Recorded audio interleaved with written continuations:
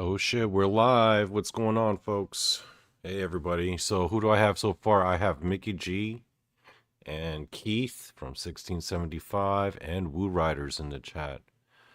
Man, it's not a lot of people. I'm guessing everyone's out doing their 4th of July shit. Let's just, I was just, let's just chill out for a bit before we start the episode. While the episode is playing, I'm going to be in the chat room, guys, just hanging out with y'alls. Let's see. Mickey says, I love most of the Godzilla movies, some not so much. Yeah, some were better than others for sure. Keith says, I haven't seen any of the newer Godzilla or King Kong movies. Keith, you gotta watch Godzilla Minus One. It's out on Netflix too. You're gonna definitely have to put that one on your list. It's not just a good Godzilla movie, it's just an overall, like, really good fucking film. Like, you gotta watch it. Um, Brandon doesn't do fireworks. Spotters is hearing. Yeah, I'm not the biggest fan of fireworks either. Oh, Unreal Estate Agent 007. Yeah. So, yeah, guys, if you haven't checked out Warrior on Netflix, do check it out. It's starring Andrew Koji. It's about, like, kung fu dudes in the Old West. And it's really fucking good. Like, Randy and Tex are, like, all about that show now. We're gonna do a review episode. So hey guys, what's going on? How's everyone's 4th of July's? Oh, he's gonna check out. Yeah, do check out Godzilla Minus One for reals. It was like, it was, in my opinion, the best movie of 2024. Just film, not even Godzilla movie. Hey Jojo, what's going on? We got people joining up. I figured, Jojo, you wouldn't have 4th of July plans because you're not American. But it's all good. Happy 4th, everyone. Okay, so tonight, uh you know, Brandy and Krista are not doing a show tonight because obviously they have families and they have stuff to do. Hey Michelle, what's going on? Nemovir's like, replay again? Yep. Because I didn't want to leave y'all's hanging. Gemini Moon, what's up? I know Rob and the Blondes, they announced that they're not going to be doing shows because obviously 4th of July. And, you know, I get it. You know, normally I would be doing 4th of July stuff. But I was actually feeling kind of sick. So I canceled all my plans, decided to stay home and rest. So, I didn't want to leave you guys in the lurch, you know? So I am going to replay an old episode of mine. This was back when I first started the show and my shit was all ghetto. I mean, my shit is still ghetto, but this is before I even knew how to, like, put up pictures or do theme songs or share screens or figure out any of the features. Back then it was just me by myself just talking. And this was one of the earlier episodes I did. It was called Jesus versus Dogman. And it was basically because people in the cryptid community would be like, what would happen if Jesus fought or if Bigfoot fought Dogman? Um, let's see. Michelle, listen. Great stories the other day, Keith. Keith, were you on a podcast the other day? What's up with that? I didn't know about that. What did Keith say? I was out 11:30 this morning. Had to follow a drunk driver. That was enough for me. Yikes. Amy Creel says, Happy Independence Day, driving and listening. Nemovir's like, well, fine. At least it's not K-pop. Oh, Nemovir, remember, K-pop Demon Hunters is out on Netflix. Do check it out when you get the chance. Stephen Lewis, hey, dude, I was supposed to go visit you this weekend, but I was feeling kind of sick. My bad, dude. But we'll reschedule for October. And Mr. G rides. Okay, so this is an oldie but goodie. It's called Jesus versus Dogman. And again, this is when I first started. And I'll be in the chat watching. I might hang out for a bit. We might just chill and tell us your thoughts. I chose this particular episode because Jason told me that of all the episodes I've done, this one probably made him laugh the hardest. So I'm going to play this episode and I'll be in the chat. I hope you all enjoy. And yeah, let's hang out. If you got smoke them if you got them. If you got some drinks, libations because it is the 4th of July. Bottoms up. Hope you enjoy. And I'll be back in the chat room with y'all chilling and shit. All right. Let's do a share screen here and then let's watch this shit. What do you guys think? Jesus versus Dogman. I'm all about this. All right, so I will be playing this, and then I'll be in the chat room with y'all's. And yeah, I hope y'all's enjoy. Peace.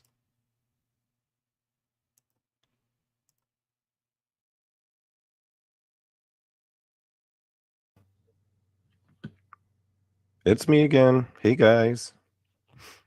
It's another solo one. It's a topic I've been excited to talk about for a while now. I've been noticing lately in these paranormal cryptid podcasts that a lot of times it comes up, the question always comes up, if Bigfoot fought Dogman, who would win, right? I feel like a lot of times, for the most part, the majority of people go side with Bigfoot. My own personal opinion on that matter, I think it would depend on which Bigfoot, really. I know Dogmen are not to be trifled with, based off the stories that I've heard, and I'm sure you guys have heard as well. But not all Bigfoot come in the same shapes and sizes. I know, like, for example, the Florida skunk man Bigfoot, pretty sure a Dogman can fuck his ass up. Yeah. The ones in, like, yeah, I'd say the ones in, like, the Pacific Northwest. Yeah, I think Dogman could take him on. I'm not sure if they could beat them. Pretty sure they could fuck up a skunk man or a skunk ape or whatever. But those Alaska Bigfoots, no way. No. Those Dogmen would know better not to fuck with those Alaska Bigfoot. Those Alaska Bigfoot, they're on some other shit, man. Those Bigfoot be eating their Wheaties up there. Shit. You people in the know, right? Those Alaska Bigfoots, they're built differently. All right. So, yeah, it depends on what kind of Bigfoot. But that's not the topic of the story of this episode. But I just wanted to add my opinion on that because that question does come up. Excuse me. So, the topic tonight stemmed from actually this one time when I first got into the paranormal community. One of the very first cryptid podcasts that I was in a chat room of. This was like, man, a solid year before I even met like Jason and Tex and Rob and them. And I'm not going to name the show because it wasn't even about the show. It was about the people in the chat, really. Actually, it was a little bit about the show because the host did chime in on what was being said in the chat. But this was one of the earliest shows and one of the very first times I ever saw the question come up of Bigfoot versus Dogman. And naturally, some people went with Dogman, some people went with Bigfoot. But at the end of the day, I think it was slightly more for Bigfoot. Because Bigfoot, I mean, I get it, right? Because Bigfoot is bigger and stronger. I mean, Dogman's pretty big and strong, but yeah. I mean, if you're fucking ripping trees up out of the ground by their roots and then turning them upside down and sticking them back in, I'd say that's pretty fucking strong. I mean, goddamn, when I first heard that story, I was like, whoa, don't fuck with Bigfoot. At least not hand to hand. So in this chat room, I brought up the question that if Dogman were swimming in the water and it were to come across a Nile crocodile or like a saltwater crocodile, who would win? And the entire room was like, Dogman would win. And I was like, what? Are you people fucking out of your goddamn minds? I was legitimately shocked. Because I get it, okay? Dogman is powerful. He's fast. We probably don't even know the extent of what he's capable of, okay? I get it. But I was talking about in the water, all right? If it was on land, then yeah, I'd give the advantage to Dogman all day, every day. It wouldn't even be a question, right? But if it was in the goddamn water, think about it. I think we all know how Dogman would be swimming, right? Doggy paddle. Is that going to whoop a saltwater crocodile's ass? You tell me. Saltwater crocodile is going to swim up on it. Remember, those things can move into water, okay? The water is their domain. And I'm pretty sure if a saltwater crocodile or a Nile crocodile chomps down on like a Dogman's head or limbs, yeah, that Dogman's not going to be having a good time. I mean, god damn. And people were so animated about it too. They were like, no, Donny Cho, you're wrong. It was like the whole chat room just ganged up on me, and I was left in the corner swinging in all directions. I was like, are you people fucking out of your... I'm talking about in the water. So then I escalated it. I elevated it.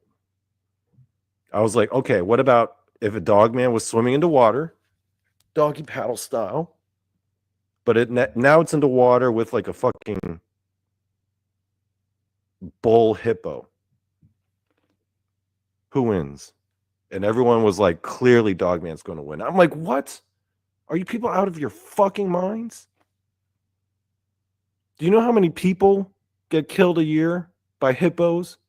Just fucking them up, just charging them, chomping dudes in half? Even now, crocodiles, they fucking move out of the way when a hippo's coming through. You all know that. You've seen those nature documentaries.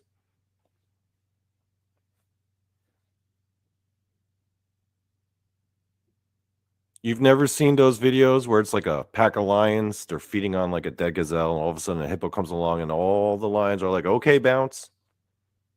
Just bounce. And these people are telling me that Dogman can easily whoop a hippo's ass. I'm like, what the fuck are you people even on? Yeah, I get it. It's powerful. But what the fuck? Does Dogman shoot like laser beams out of its eyes or something? Does its hand flip back and like fucking missiles come out?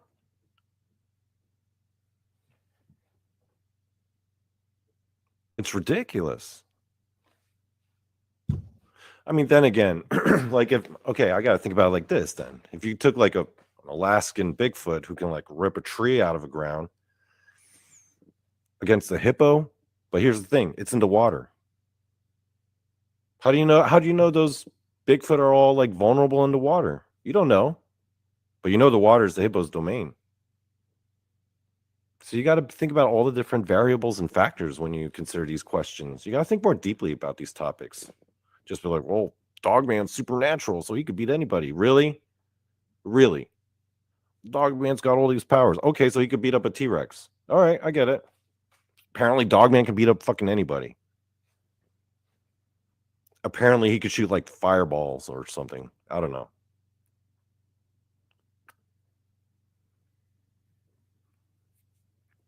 Fucking crazy ass power levels. Okay. So I started thinking I started thinking of a scale of like power levels or like how beat upable or not beat upable you are. And I came up with this. I call it the Brock Lesnar scale. And this is what I mean. Florida skunk ape, right? How many Brock Lesnars would it take to beat up one Florida skunk ape? Okay. One-on-one, I'm pretty sure the cryptid's going to win, but maybe you add 2 Brock Lesnars or 3 or 4. How many Brock Lesnars can beat up a skunk ape? Maybe skunk ape finally gets overwhelmed at 6 Brock Lesnars. Let's take it to Dogman now. On the Brock Lesnar scale, where do you guys rank Dogman? How many Brock Lesnars would it take to beat up one Dogman in an even fight? Well, other than numbers, of course. Maybe 8, 10? Maybe Dogman could take on 20 Brock Lesnars at the same time?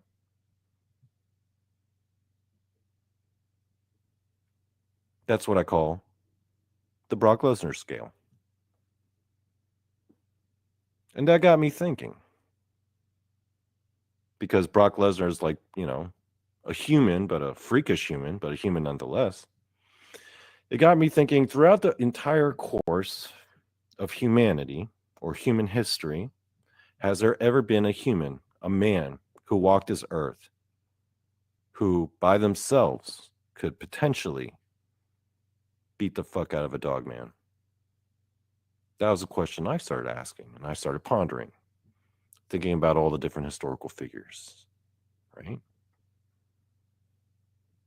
Like, what if Mike Tyson in his prime got to punch Dogman in the head as hard as he could?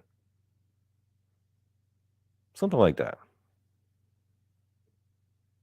Until I started to realize there may have indeed been one man who could beat the shit out of a Dogman all by himself. And that people, my friends, is Jesus Christ. So that got me thinking, what if Jesus had to fight Dogman, hand-to-hand combat? Okay, well, a couple things I have to define here first. I'm not talking about Jesus like who returns as the king, as the son of God in the end of days. I'm not talking about that Jesus, okay? Because that Jesus, he like OD, right? He's like mega powered, omega level mutant. That's an X-Men reference, by the way. Right? Yeah, that's not even a fair fight, because Jesus would just show up and he's like, the whole world is my dominion.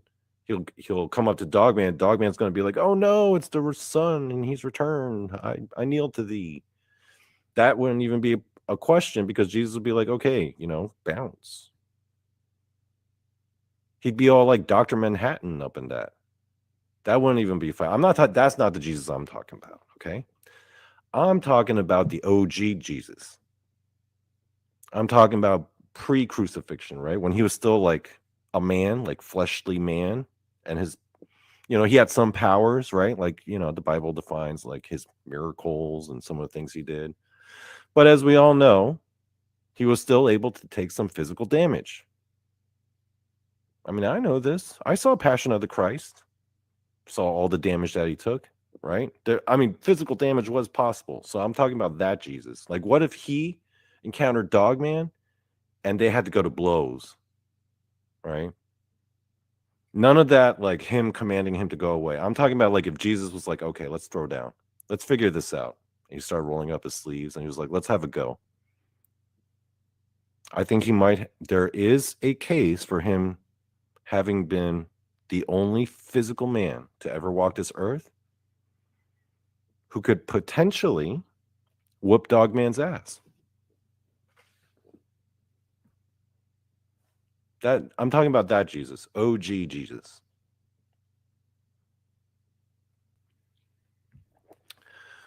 The question is, though, how do you know Jesus was able to fight or throw down? Right? We knew he was able to make like bunches of fish and turn water to wine and walk on water, which are all dope, right? I'm not saying that's nothing to clown on or anything. But those were all like, helping people, healing people, driving out demons. And the demons are a joke, right? Because he's just like, yo, okay, you're demon possessed, now go into these pigs, now run off a cliff. I mean, that's literally like if you were playing Super Mario Brothers and you just walked up to a Goomba and just be like, okay, Goomba, die now. Yeah, I mean, remember that scene in Watchmen where like Dr. Manhattan is in Vietnam and he just points to everyone and they explode? Yeah, I mean, that's what it's like when Jesus is up against demons. It's not even a contest. So yeah, that's not the kind of contest I'm talking about, by the way. I'm talking about like if Jesus had to straight up like fist fight a dude, how good of a fighter would he be? Now the Bible doesn't really say it, obviously, because he's not doing that in the biblical narrative. He's doing his ministry. He's going around teaching, performing these miracles, doing these great deeds. Being around his disciples. But you never hear about him having to whoop anyone's ass. One day I was thinking about this question, and then I came upon an epiphany, a sudden realization. I was like, wait a minute. There is a story where Jesus had to whip someone's ass. I completely forgot. The cleansing of the temple story. For those of you who need a reminder, the cleansing of the temple story is, well, I can't really point to any particular passage because it actually shows up in all the books of the gospel towards the end, right? So about a week before Jesus gets arrested and ultimately gets crucified, he arrives in Jerusalem, to all this fanfare, and he arrives at the main temple, right? The second temple at this time. And in the courtyard area, there are all these like merchants and money lenders and all this corrupt shit going on, right? Because they're all basically trying to like financially exploit the people in their faith and in their devotion to the temple. So they would do things like really poor people who couldn't afford animal sacrifices. They had like these dove vendors because doves were way cheaper. So like a poor widow, they would sell her to like, for like chump change, and then she could sacrifice that. So it was just a way for them to profit. And then they had like these money lenders who basically would take their local currency and convert it to like Roman or Greek currency, and they would just change it back and forth. And because you had all these travelers coming in as well,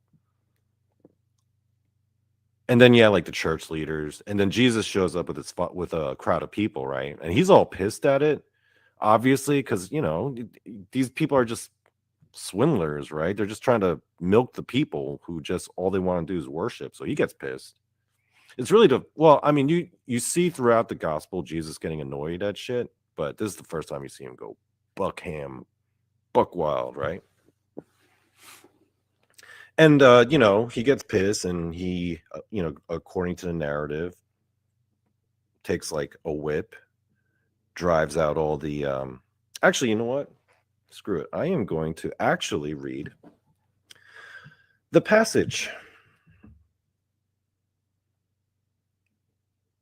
Now, again, the story itself shows up like multiple times, like all four gospels: Matthew, Mark, Luke. Oh, five, sorry. Matthew, Mark, Luke, John. Was there another one? No. Yeah, four. I was right the first time.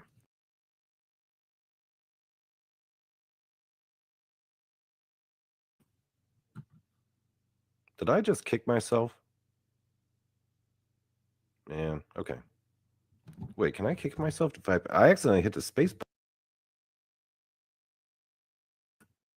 button. Okay. I didn't realize that if I hit this motherfucking space button, my fucking shit disappears. Thanks a lot, StreamYard, for notifying me, dickheads.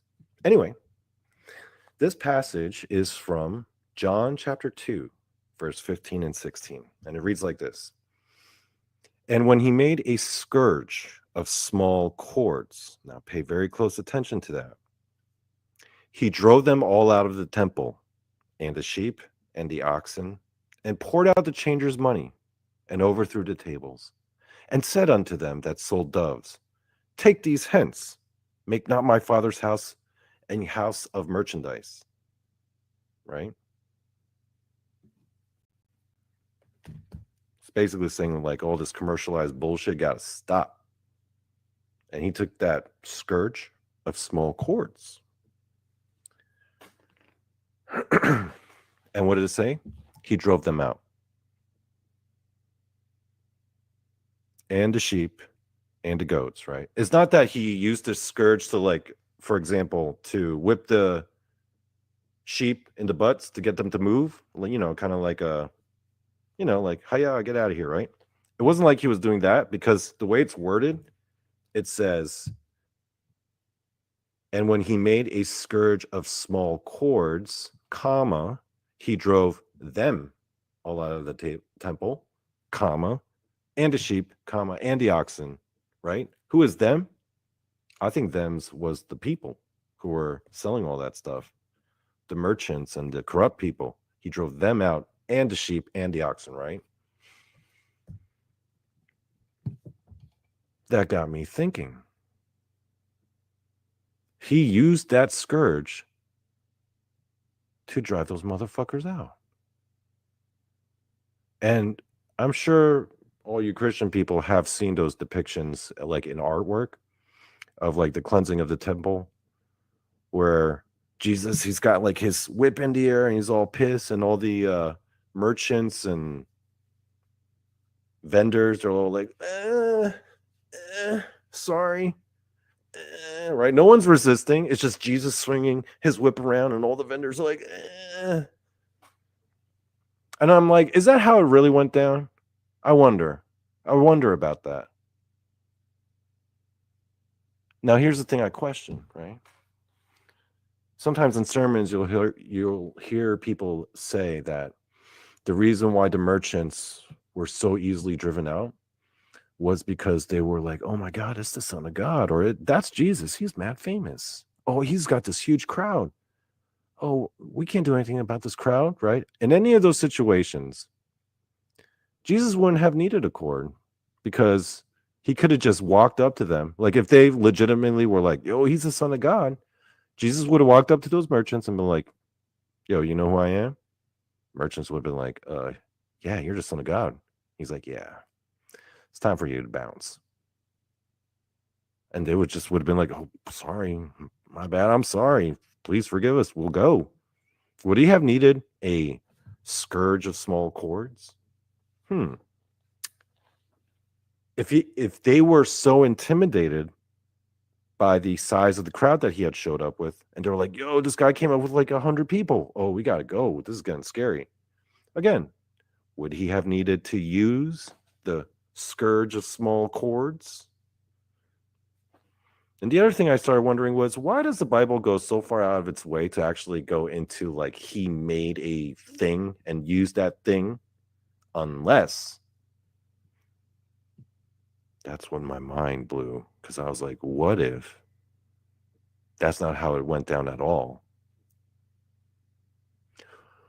What if, now let me lay out this scenario. And this scenario, while outlandish, still holds up with the biblical text, all right? Because the text, all it says is, he made this scourge, right, of small cords. He drove them out, right? He drove these things out, right? The merchants, the sheep, the ox. He just drove them out with this thing. Bible just says what he did. What the Bible doesn't say is how he did it. This is where the wheels start turning, right?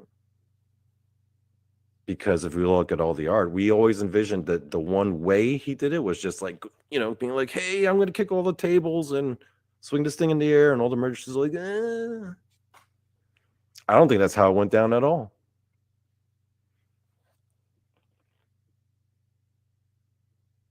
These merchants, right? I mean, you got to think about the ancient world.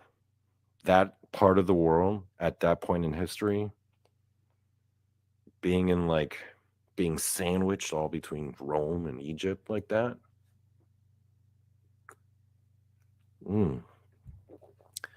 Those were some hard ass people. Those were some hard ass times. I don't think those merchants would have just given up so easily. I'm pretty sure some of them would have been like, yo, this is how I feed my family, son.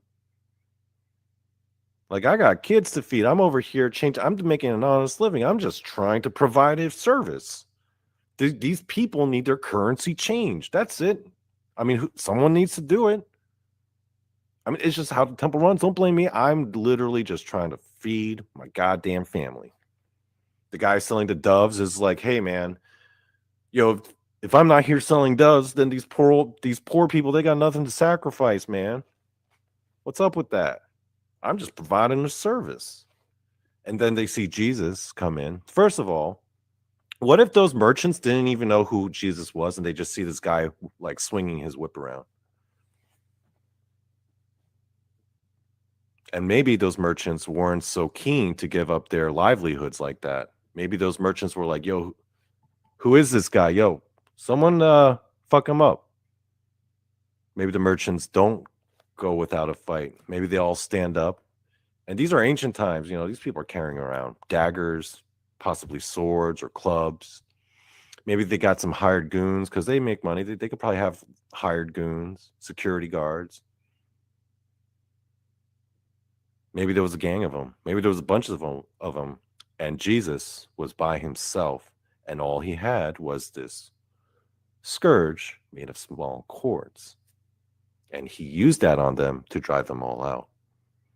Imagine if there were like all these pissed off merchants and their hired thugs. They all got their weapons out, like 20, 30 of them. And Jesus is by himself. And he's surrounded up by all of them. And Jesus is like, well, I guess it's business time, baby.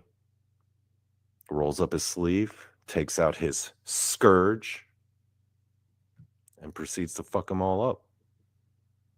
That would still make the text true. Because all the text says is he used this thing to drive them out. Did he drive them out the easy way or the hard way? Bible doesn't mention. Bible gives no indication. And then I came upon the ultimate mind blower of all. Everything exploded. I was like, oh my God. Could it be possible? Could it be true the Bible may have given a possible account that Jesus... Wait a minute. Did Jesus know Kung Fu? Holy shit. That's the only way you can fuck up 20 dudes with a scourge with small cords, right? And then scourge with the small cords? That got me thinking as well. How do you make a scourge with small cords? They should be like, I don't know, medium cords or longer cords. Until I realized, wait a minute, what if it wasn't a scourge at all? What if what he was making was actually nunchucks? Nunchucks use small cords. And here's the thing, right? Maybe the biblical authors or the people who are writing down the story or who are, like observing or witnessing the story, they see Jesus doing his nunchuck shit, right? And they're like, what is that? And they're like, I don't know. There's no word in our vocabulary for it. I think it's like a scourge or something, but the cords are so small. And I'm like, oh my God, what if Jesus was actually nunchucking them dudes? He was going all Bruce Lee on that marketplace on those merchants. And they had these thugs, imagine. And maybe there were like some Israelite, like jack dudes. And you know how in every like major fight scene, there's always like the last dude who's like the biggest and most jacked of all, who just comes down, just rips his shirt off, and he's like 7 feet tall, and he's all buff. And Jesus is all like sweaty because he just got done like fucking up like 20 dudes. His shirt's all ripped, his six pack is out. He's got like his nunchucks. Everyone else is like splayed out on the floor, and then Jesus just looks over at the last guy, right? This big, jacked, like dove salesman. And Jesus is like, so what's your name? And he's like, they call me Samson 2. And Jesus is like, well, Samson 2, they call me the barber. And Jesus just proceeds to like take out his kneecaps with them nunchucks. And then finally, of course, he drives out the oxen. So what if there's like at the very end, a fucking bull comes charging after Jesus, and Jesus does like a backflip over the bull, and then like when he comes down with like the nunchucks and knocks it out. Who knows? After all, if Jesus had kung fu then dudes, and the original scribes of the Bible, they don't have the word for kung fu in their language, do they? So they can't describe it. So what can they do? All they can do is just say, Jesus drove them out.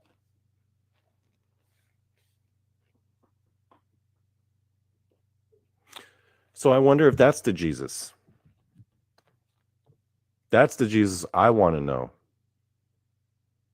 Could that Jesus fuck up Dogman? I wonder. I really wonder. Because I wonder, like, okay, if Jesus knew kung fu, how good was his kung fu? Like, how many Shaolin monks do you think Jesus could beat up at the same time?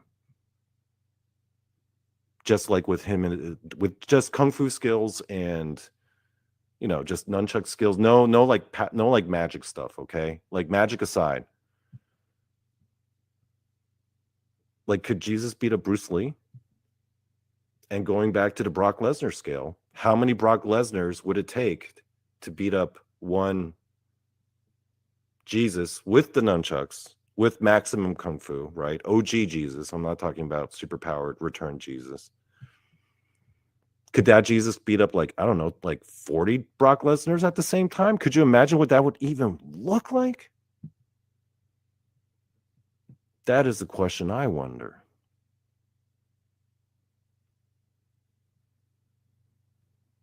So I'm not going to offer up any opinion as to who I think could win, right? Marketplace Kung Fu Jesus versus a Dogman. I wonder, because, you know, this is pre-crucifixion, so we know, like, Marketplace Kung Fu Jesus can still take damage. So, I mean, Dogman does have a potential to win. I mean, it is powerful. It's got teeth and claws. But could Marketplace Kung Fu Jesus beat up Dogman with the nunchucks? So, yeah, again, it is simply a question that I pose. I'm not going to offer up my opinion because I don't really have one. What I do want to know, though, is, you know, in the chat or in the comments, give me your opinions and why. Who do you think would win between Marketplace Kung Fu Jesus with nunchucks versus Dogman? And, you know, just give me an explanation of why. I'm really curious. I want to know. So yeah, just share your thoughts. And yeah, don't forget, no magic stuff, okay? No Son of God authority stuff. I'm talking about like straight up. Okay. Just don't forget that. Okay, I guess I'll leave you guys at that. Have a good one. See you I guess the next time when I do this. Bye.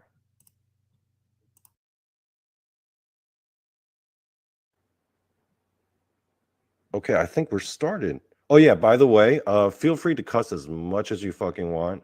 There's no way in hell this show's getting monetized, so you can drop as many F-bombs or cuss words as you want.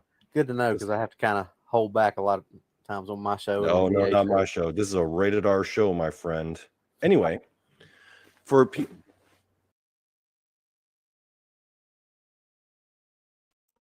Hey guys, I'm back. So, yep, that was the end of the show. It kind of autoplayed to the next show with Robbie Reigns. That was a good one too. I like that one as well. I was happy with that. So I hope you guys like that one.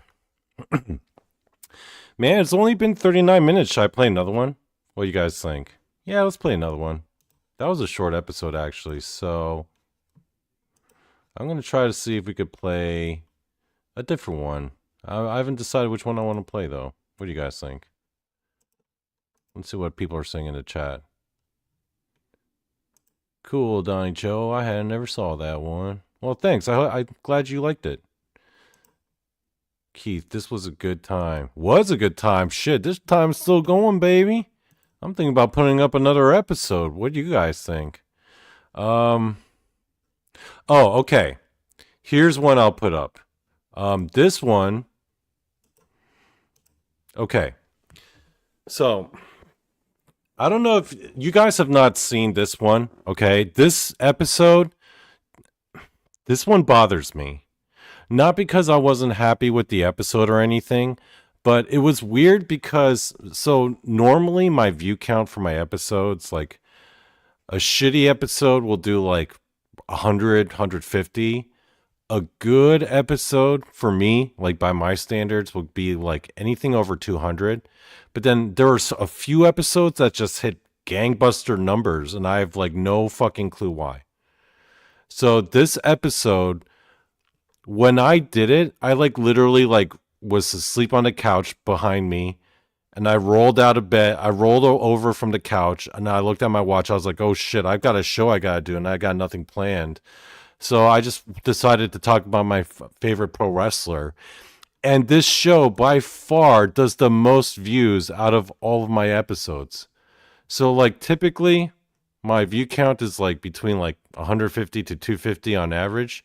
This fucking episode out of nowhere does 2,500 views. And I have no fucking earthly idea why. I have no fucking idea. Um, as a matter of fact, as I was watching it, as like as I did it, I was like, "Oh man, this episode sucks. This is like the crappy." It was like the of all the see, I put a decent amount of thought and planning into my episodes. It may not look like it because the topics are so goofy, but I do, right? Those theme songs, they take time. I usually plan out like a week in advance, plan out like what I want to talk about. Every now and then, I'll just not have time, or I'll honestly I'll be feeling lazy, and I'll just do like a free balling it episode. But that's every once in a while though. But for the most part, if I have an episode with a very specific title, um, just know that like I typically take like a week to prepare each episode. This one I didn't prepare at all. Like I just didn't give a fuck. I was just like, you know what? I just want to talk about pro wrestling, put on some pro wrestling videos, and just talk about pro wrestling, and that was it. When I was done with the episode, I was like, it's like my most whatever episode at any of all of them, and it does the most views. It does 10 times more than the average. I have no fucking earthly idea why. So I'm gonna put on this episode, and yeah, you tell me. Tell me if you can see why this one got like 2,500 views. Meanwhile, my normal episodes do like fucking whatever views. And then you tell me. All right, we'll sit back and watch. I haven't seen this one in a while. As I think it well, there was some copyright. I don't know, man. This one might there might be some copyright issues with this one. We'll see. If this show winds up stopping, because it shows a lot of wrestling clips, and I know wrestling clips are a little bit weird these days, but we'll see. I'll press play and let's see what happens. I'll be in the chat, and you guys tell me what you think. For some fucking reason, this one episode got like 2,500 views, and I still don't know why. Because I'm just like, this was the one episode where I like didn't give a fuck at all. But oh well.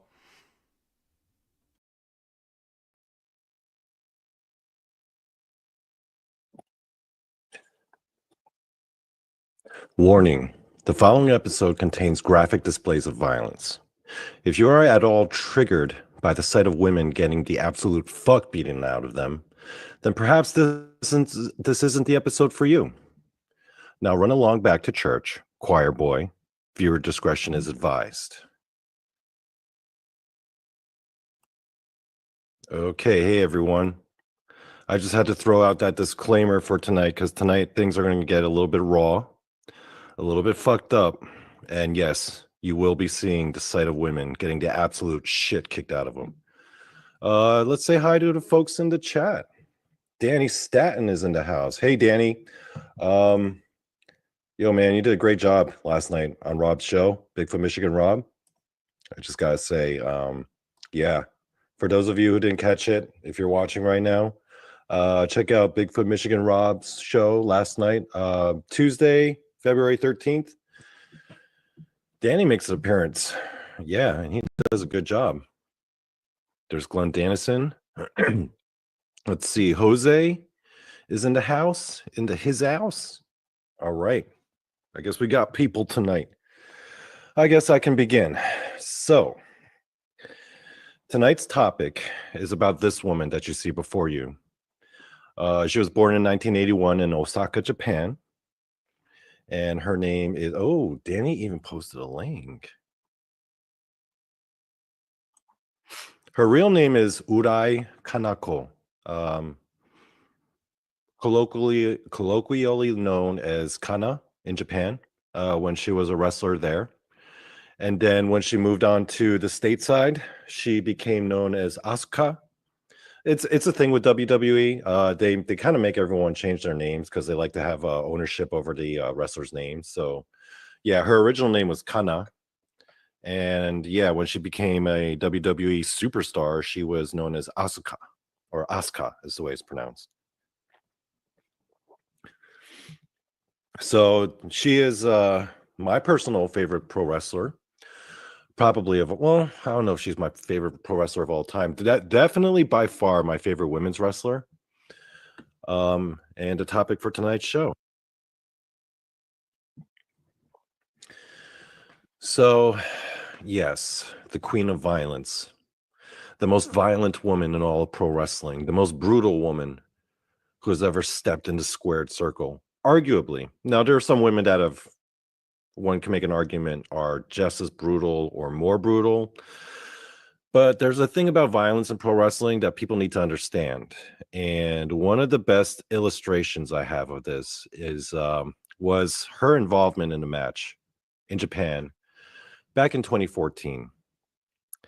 It was in the Tokyo Dome, I believe. Oh no, it wasn't in Tokyo Dome. Hold on. Who else is here? Yeah, Dannison. I am going to definitely try to get Letitia on the show because she and I have stuff to talk about, especially when it comes to wrestling. Where was that match at? I'm trying to remember now. Gotta go to my Wikipedia machine. Anyway. Yeah. Hey there, Moon at Noon. Okay, people are filling in. Oh yeah, Danny's she's got her own YouTube channel, which is way different from how she presents herself in wrestling. Yeah, you see a completely different side of that woman, that's for sure. So back in 2014 in Japan, she was involved in a match between herself. It was an intergender match. And intergender matches, when you have women fighting men, it's very, yeah, it is very, I'd say, controversial. Um, people generally don't like the sight of women getting fucking beat up by men, which is, understandable. But yeah, she was involved in one of the most grisliest, disturbingest matches in Japan. And I'm going to show you clips of that because it's going to be a little bit disturbing, guys. Like I said in the disclaimer, there are going to be images and clips of sheer brutality and violence, and it might be too much for some of you people to handle. And so far, it's only dudes in the chat, which is good because I think women with their more delicate sensibilities might find some of the material that I am about to present tonight to be a bit difficult to stomach. Okay, so let me lay the background of this particular match. So you have this woman, right? That's her name. That's her right there. That's Kanako Urai, or Urai Kanako. They always say the last name first in Asian cultures. She had an intergender match with this motherfucker. That's right. For those of you who don't know, that is Minoru motherfucking Suzuki. Often regarded as, Danny knows who the fuck he is, I know. He's the guy that when he shows up into a wrestling event, everyone's just like, oh shit, that guy, fuck. Because he is often regarded as being one of the most brutal and ruthless men in all of pro wrestling.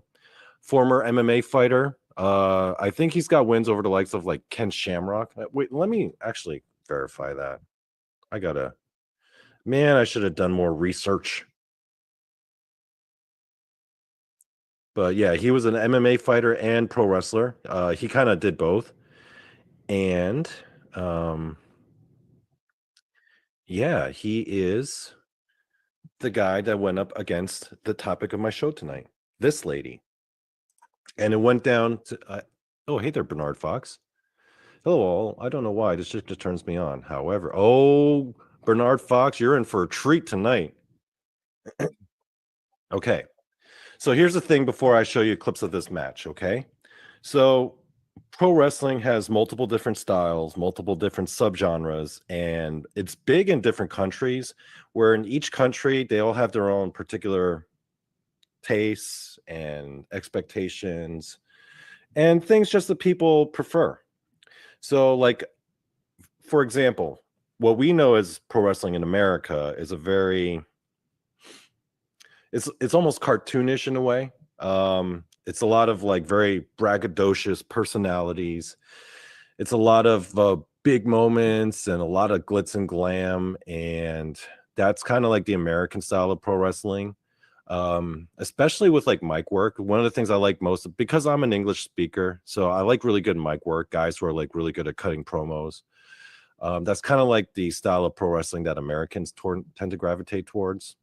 Mexican pro wrestling, on the other hand, is a lot more, I'd say, theatrical. It's a lot more colorful and vibrant. They do a lot of more outlandish moves, and they do a lot of crazy shit. And their moves tend to be more acrobatic and more stunt oriented. Japanese pro wrestling, on the other hand, tends to be a lot more brutal. A lot of these wrestlers in Japan also come from like martial arts and MMA backgrounds, and they like to show that off in their matches. So they try to make them look as much as like a real fight as possible, meaning that Japanese matches tend to be more brutal and more violent than regular American wrestling. There is like a lot of really brutal and violent shit in American wrestling. Don't get me wrong, especially like that CZW hardcore wrestling stuff. Danny's what's Danny saying? In the 70s, wrestling was different, especially in NWA in Texas. So yeah, so Kanako Urai, our topic of tonight. This woman right here, she looks like just a regular ass Japanese lady, kind of with glasses and everything. And I'll tell you more about her as we proceed. But I want to introduce this show by showing you clips of her match against this motherfucker, Minoru Suzuki. Again, who comes from a particularly brutal branch of pro wrestling in the Japanese strong style. The British also tend to favor the more strong style, the more grounded in reality, more violent and brutal pro wrestling. And of all the violent and brutal pro wrestlers, this guy was like the most notorious as being like one of the most savagest motherfuckers in all of Japanese wrestling. Right? I mean, for those of you who watch AEW, when Minoru fucking Suzuki showed up for the first time in the AEW to face off against John Moxley, man, people in the crowd fucking gasped. The commentators were like, "Oh no, not this guy! Fuck!" Right? This motherfucker, this crazy asshole, is coming to our promotion. Oh, yeah, Glenn Tandison's talking about Nacho Libre. So I am going to show you highlights of this clip because I realized on my earlier episode that I'm not allowed to show wrestling clips that are owned by the WWE, but if they're wrestling clips procured by other YouTube channels, hey, it's fair game, right? So this clip I'm about to play, it is from the channel's name is Kron Banchan. I want to give credit where credit's due. And this is the highlight of probably one of the most disturbing matches. Well, because it's Minoru Suzuki versus a woman, Kanako Urai, who's otherwise known as Kana.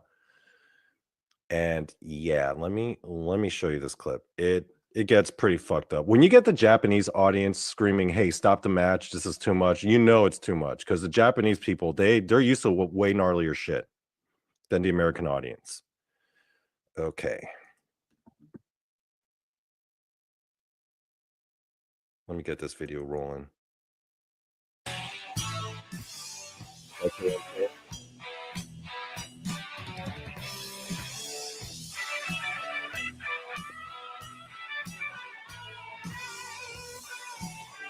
That's her tag team partner. I forgot that guy's name, but she goes to slap Minoru Suzuki. Oh, he just kicked. He doesn't give a fuck. Just throws her in the ring. Okay, so her partner's the guy in the red, and then Minoru Suzuki's partner is that other lady, Meiko Satomura, who's also a legend in her own right. But this guy's like fucking her up. And he spits in her face, smacks her, knees her. He doesn't give a fuck. And she's like screaming at him. This is pretty disturbing, right? He's like fucking this girl. He doesn't give a damn.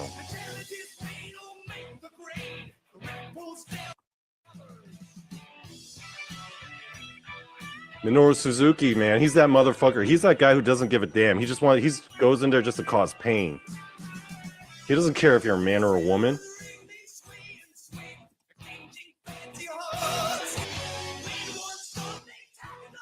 And that's his partner. So it's like man and a woman versus man and a woman.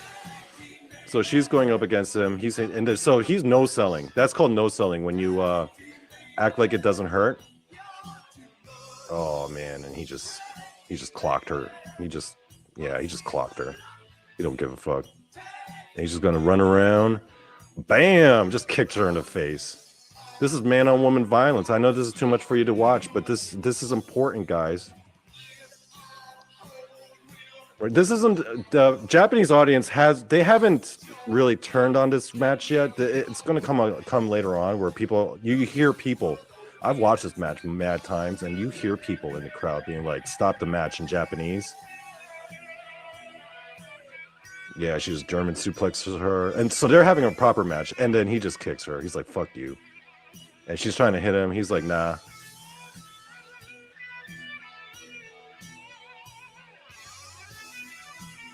Oh yeah, he don't give a fuck.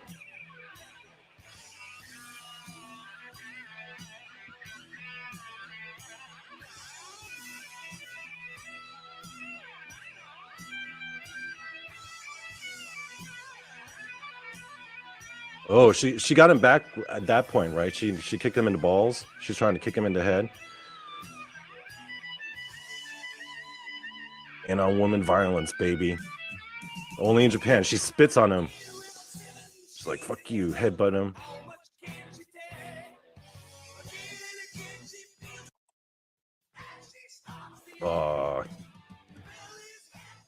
This is the genius bit right there. When he knocks her out, and then he's like dragging her, and then she's all limp, and then he smacks her, and then he's just smacking her in the face over and over again. What an asshole. What an asshole. People now at this point, people are like, "Yo, stop the match, stop the match." And then his own partner, Suzuki's own partner, is like, "Hey, you need to calm down, dude. You need to cool them jets." Oh, he's elbowing her, smacking her.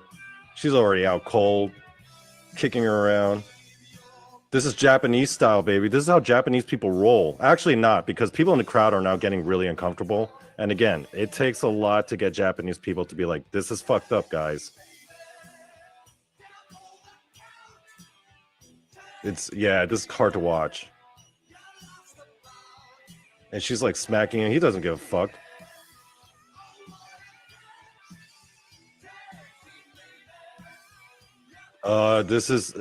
He's going for the finish. Pile driver. Bam. And she's just dead. 2, 3. So yeah, what do you guys think? Pretty fucked up, right? See, that's what it means to be the queen of violence. To be the queen of violence is not just about giving the violence, it's about receiving the violence, right? And taking delight in it. Now, people are going to watch this clip and think to themselves, "Hey, that Donny Cho guy is an asshole. Why would he show that? That guy's such a dick," right? And I would agree.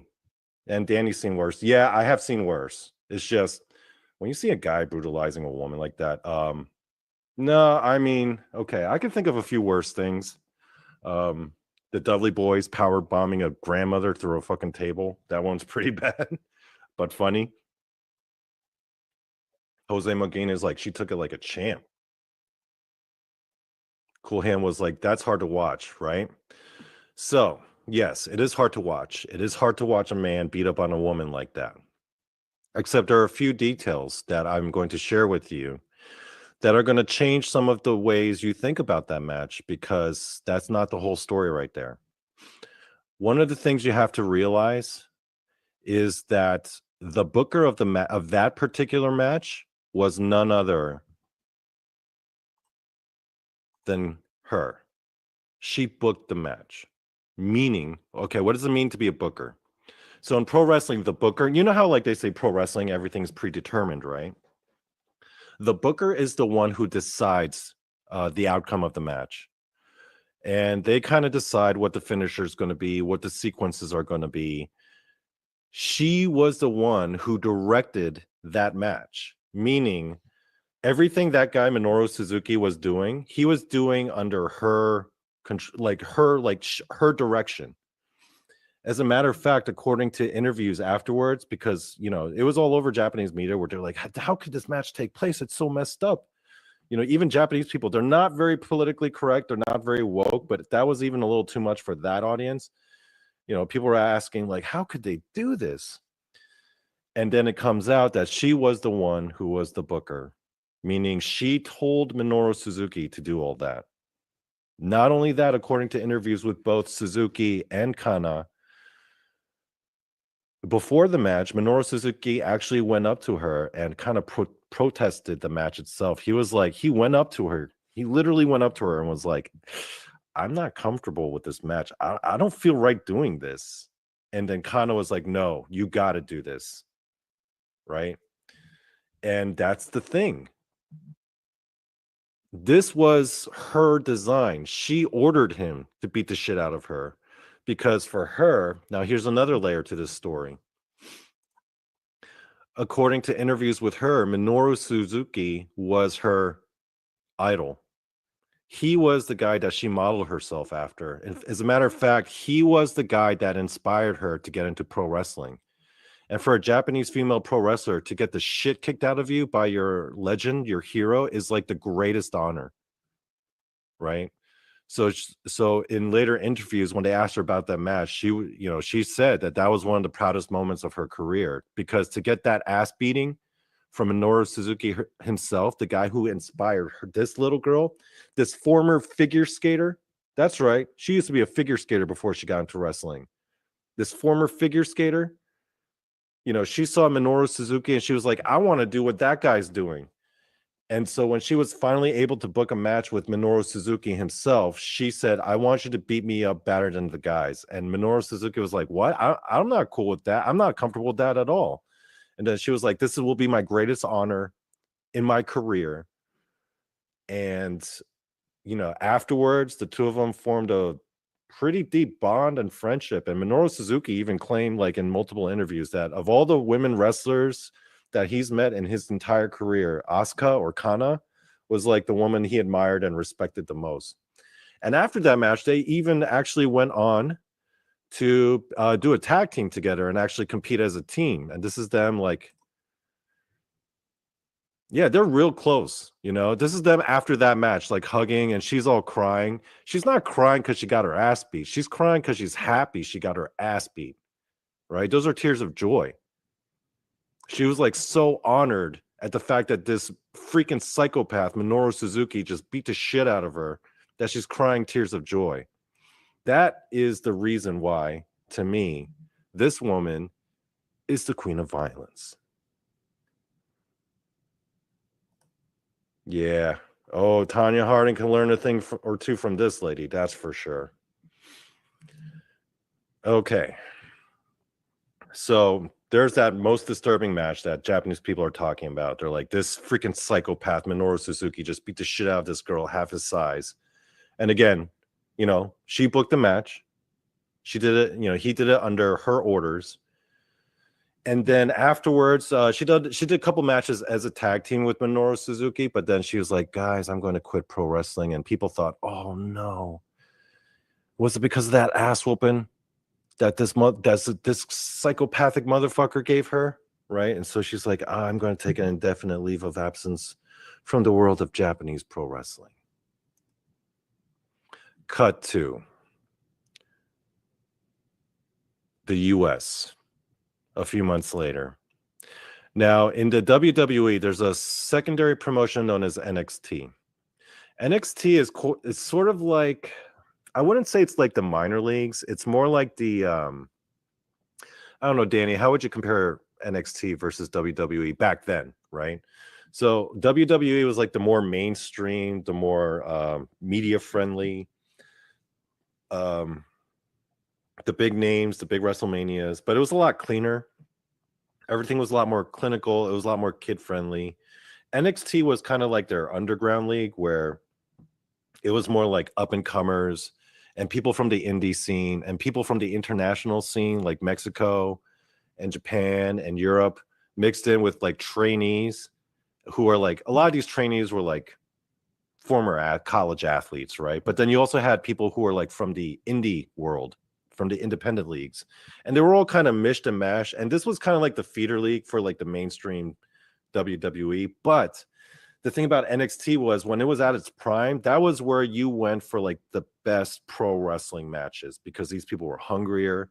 They weren't, they weren't booked all crappy because in WWE Vince McMahon is the booker, but in NXT at the time Triple H was the booker, and people liked his style of pro wrestling a lot better because it was more bare bones. It was grittier. The athletes were hungrier. You had a more of different styles and different people from different countries, right? And you had a mix of like experts, people like Asuka, people like Volter, Tommaso Ciampa, Johnny Gargano, these guys who are like really good at their craft versus people who are like college football players and women who are like CrossFit athletes in there with like random dudes from like indie leagues. But as a result, you had some of the best fucking matches, so much better than anything you would get on the main roster. And then so a few months after that fucking ass whooping that she got from Minoru Suzuki, they're showing this NXT event. And during the event, the camera goes to the front row, and bam, there she is. And when I saw that for the first time, when I saw her in the crowd sitting next to Ric Flair and Sergeant Slaughter, and then she's just there like this little awkward Japanese girl in the middle of like fucking Florida, surrounded by rednecks. And it's just like the camera just kind of panning through the crowd. She hadn't even signed yet, but she's just there. I'm just like, oh no. They're gonna bring her into the women's league. Oh no. Triple H, what the fuck are you doing? Um, yeah, because you got to keep in mind there are a lot of these women who are in the NXT league who are like former fitness models and fucking cheerleaders and girls who are like all like these blonde bimbos who are all like, yeah, I'm so preppy and perky. Look at me. I'm going to do pro wrestling. I'm so excited to make an impact and make waves in the world of pro wrestling. This dolled up like blonde, and the whole women's league is filled with these girls who are like all pretty. Some of them are like bikini models and shit and fitness models. And then you bring this motherfucker in here, and I'm just like, God damn it, Triple H. I know where you're going with this. This is not going to go well. So before I go even further, I am going to show you a clip. Now, this is a clip pre NXT. This is a clip more of her highlighting her days as a Japanese star and as a indie star. But the first clip I showed you was just her getting her ass whipped by Minoru Suzuki. This one is kind of a mix of both. Her hold on. Let me find a clip for you guys before I continue to talk more shit.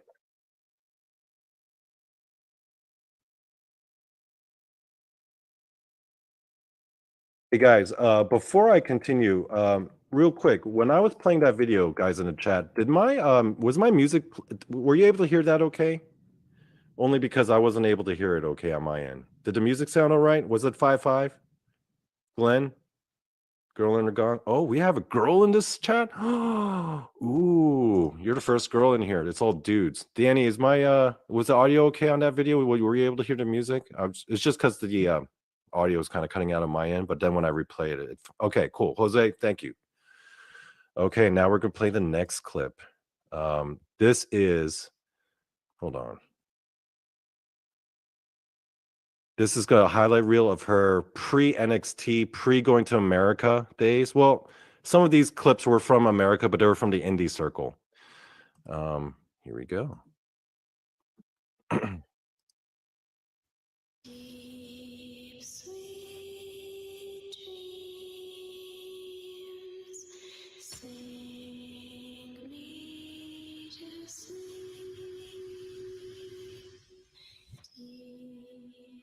Yeah, she's a fucking demon.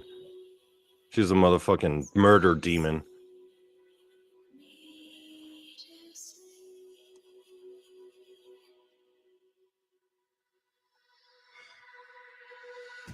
This girl don't fuck around. She ain't no fitness model or fucking CrossFit. No, she's just a fucking murder machine. She's a pain giver.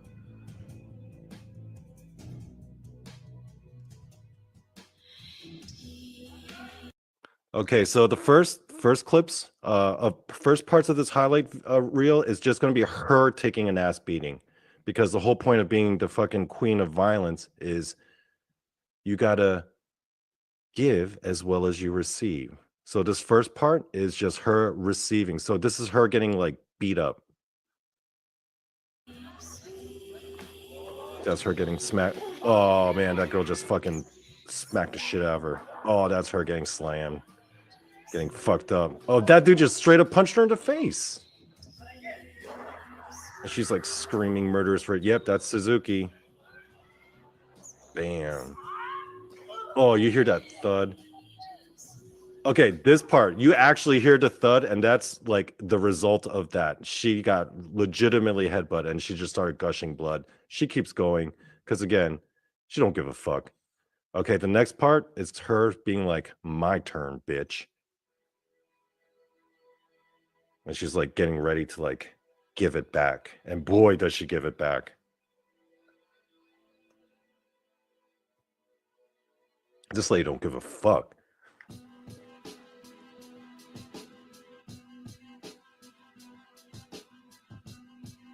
She's like, I'll take that damage and I'll receive the damage. But she revels in the pain. She's the queen of violence, baby. Bam. She's got a more of a grounded style. It's more of like that Japanese strong style. Like most of her finishers are submission holds. Like she ends most of her matches by getting the opponent to tap.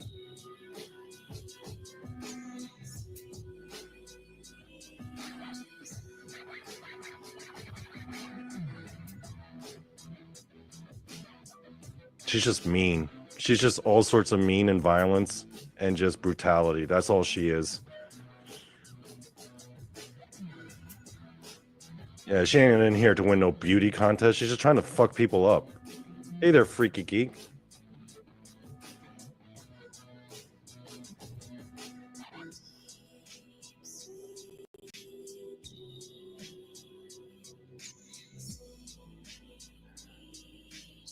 Yep, that's the way she usually finishes her matches. And she's just like, yeah, I just got done fucking shit up. I'm out.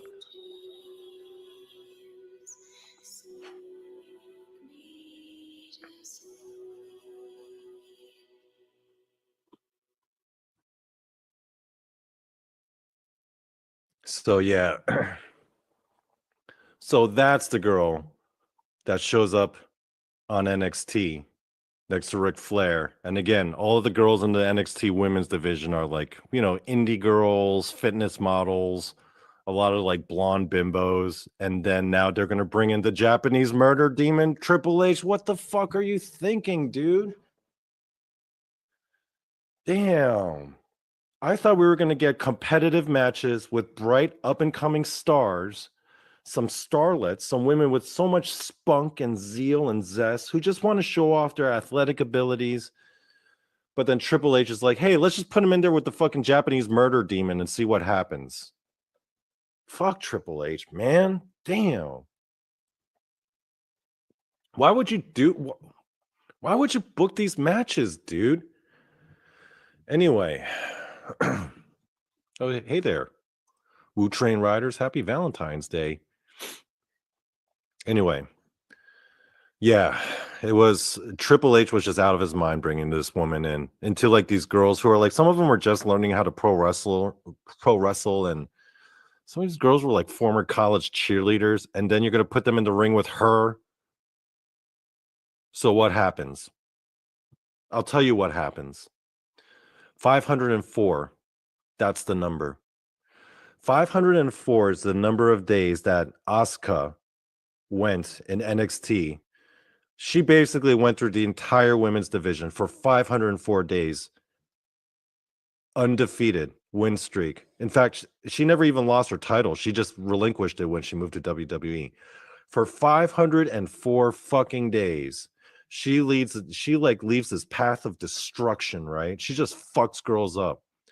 These poor blonde bimbos who are just in there to show off their athletic abilities. Triple H, in his grand wisdom, throws them in the ring with her. And for 504 days, the NXT women's division starts looking like a goddamn snuff film. Triple H, this shit's supposed to be competitive. Don't put like a new girl in there every week just so she could be mauled on national TV. Putting her in there with the fucking Japanese murder demon. Triple H, what a sick bastard he is for bringing her in here. That son of a bitch. So now I want to demonstrate to you guys.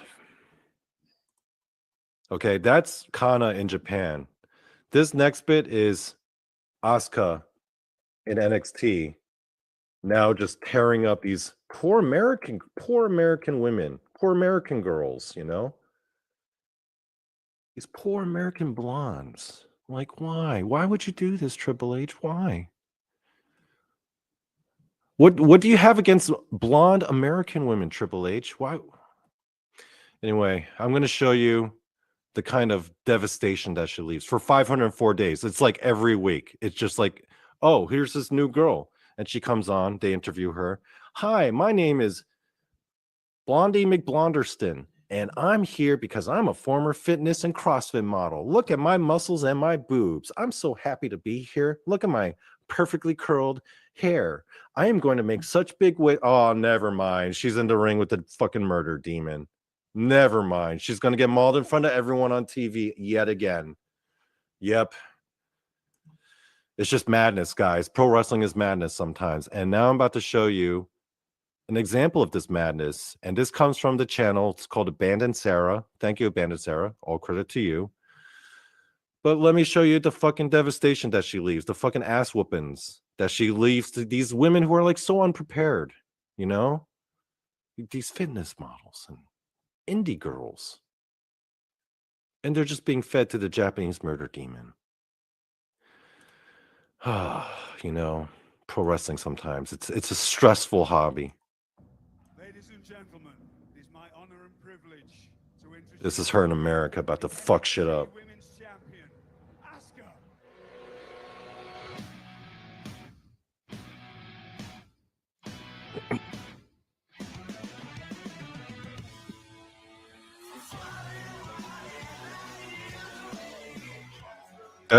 That's an Oni mask. That's a demon. That's a literal demon mask. Oh man, don't do that, Asuka. Oh man, she be fucking girls up, man. She is just wrecking these girls for 504 days undefeated. Just every week, just a new victim. Damn, she just smashed that girl through the table.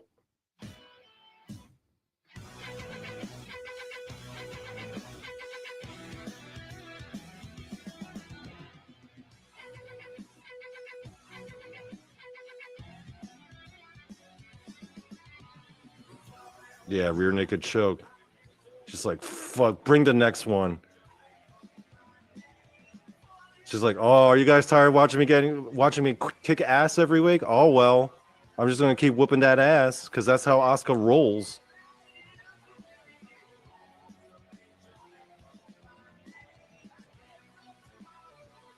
Yeah, she'd be fucking girls up. GTS, baby.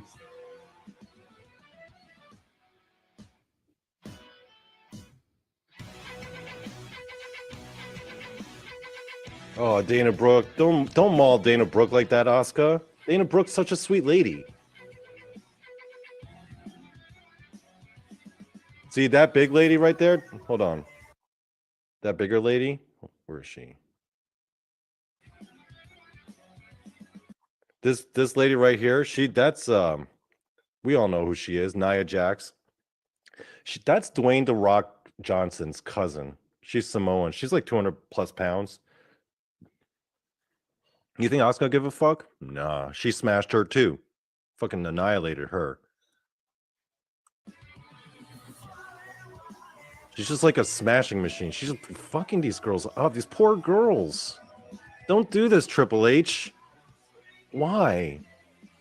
Why do you want to see young, beautiful, blonde women just get the fuck beat out of them every week like this? It's just not right sometimes. That's her. Oh, that bit right there. She's got the best flying armbar in the game. She's like mocking this blonde cheerleader. She's like, hey, look how pretty I am. She's like, I don't give a fuck.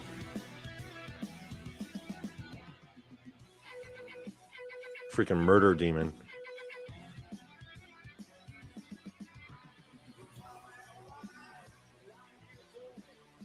This went on for 504 days, where she just like steamrolls the entire women's division, just brutally.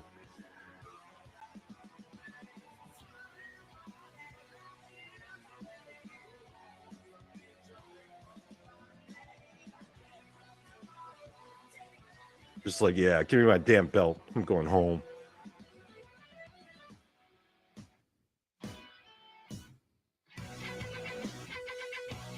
She's just so mean sometimes, you know?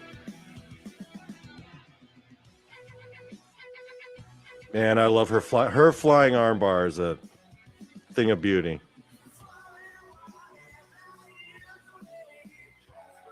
You know, they actually based a Street Fighter character off her. That's, yeah, Dwayne The Rock Johnson's cousin. You ain't shit. 200-pound Samoan lady. I don't give a fuck.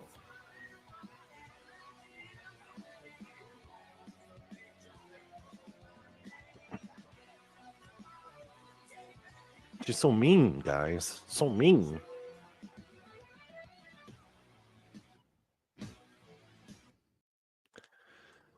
So, Freaky Geek. Yeah, I don't know why Triple H saw it to just punish these poor women like that, you know? It was just wrong. It was just so wrong. All right. So yeah, Asuka doesn't even lose her title, right? She just gives it up because she's like, okay, I'm gonna get promoted to the major leagues of WWE, which by the way, her first year, I don't know, she just headlined WrestleMania. She actually got her first L in when she did move up to WWE, but more on that later. But yeah, she just rolled through the NXT women's division for 504 days, just fucking girls up every week, just line a new girl up every week, and she just smashes them. And then she's like, okay, I'm done. I'm gonna give up the title now. I'll let someone else have a chance. Not to say she didn't have some hard fought matches. Now, the next clip I'm going to show you is actually a highlight reel of one of her final matches at NXT before she moved up.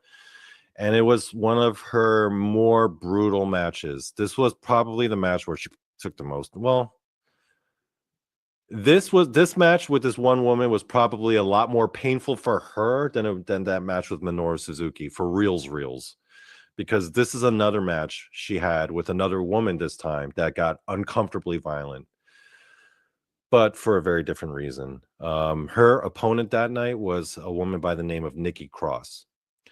Now, Nikki Cross was this psychopathic, her character was like this psychopath Scottish woman who's just all chaos and just all craziness. Let me see if I can find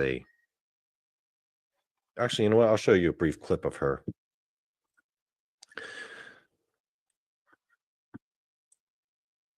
Hold on one second. I wasn't going to show this, but I was like, I might as well.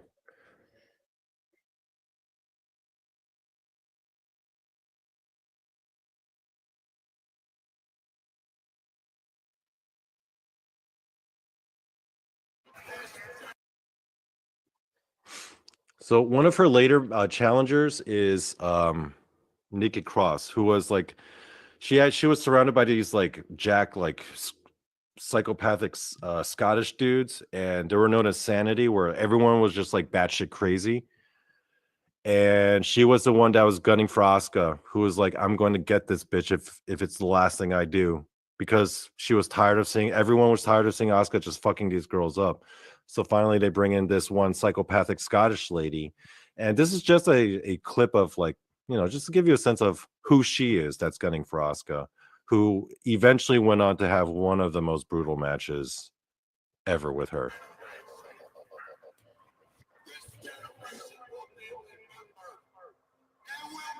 Yeah, she's like her whole existence is like gunning for Asuka.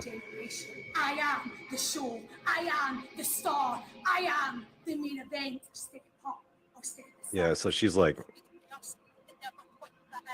be the person that never put belong to the person who is least likely to succeed. yeah, she's not a former fitness model or blonde bimbo. She's like they brought in this crazy woman from Scotland. So just so she could fuck with Asuka, right? Because they're tired of seeing women getting their asses beat. So we need to get someone like just as crazy as her.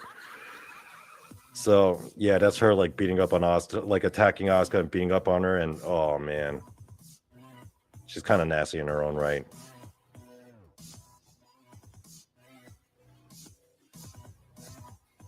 Yeah, she also has a thing for beating up on blonde bimbos. So yeah, that's her. So one of the things I do like her about Nikki Cross though in real life is that in real life she actually has got a master's degree in history. I find that kind of cool about her. But yeah, so she steps up to Asuka, and the match stipulation. This is one of the like final matches in Asuka's run in NXT before she moves on. While Asuka's still like this undefeated 500-day win streak champion. And Nikki Cross and she have this match, and it's the first ever last women standing match. Well, last man standing, last woman standing. So the stipulation of a last woman standing match is basically you can't win. There are no rules at all. You can use whatever fucking thing you want. You can't win by pinning your opponent. Basically, the only way to win is if the other guy cannot get up. In other words, you have to absolutely, completely destroy your opponent. The last person who walks out of the ring or walks out the arena is declared the winner. And they proceed to these two ladies proceed to have a match that again starts off a regular match, but then halfway through, you just pay attention to the looks on the people's faces. Because NXT, the way it's lit, you could clearly see like all the people in the front row, like their expressions, and you see them the whole time just like cringing and wincing. And yeah, it gets like that. So let me find that one up for you. This is going to be the last clip of the night.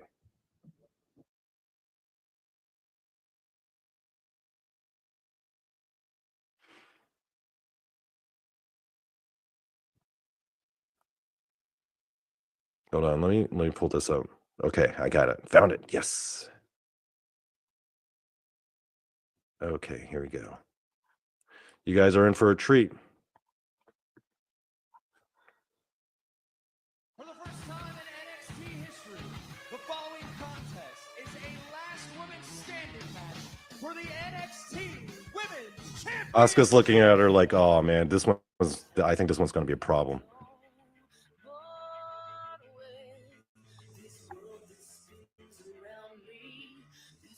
Like, okay, this one's going to be a bit tough. Man, these girls, like, it starts off like a regular match, and then it just gets, yeah, you'll see. This is some real good pro wrestling right here, I gotta say. These two ladies are pros. Oh, that's Nikki Cross's thing. She likes to get women trapped in the ring apron and just wail on them. And now the chairs come out. Like I said, last woman standing, you could use any weapon, use anything. There are no rules. You could kick people in the balls if they had any.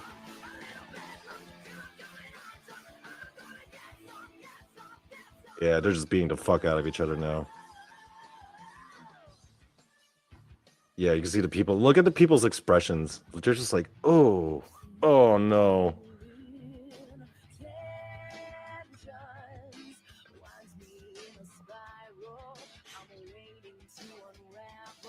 I love that. The way they sell. Man. That's one of the things about being a good pro wrestler. It's not about like giving out the damage. It's actually selling it when you take the damage. That's the art of a good pro wrestler, you know? Oh man, she's going nuts on her.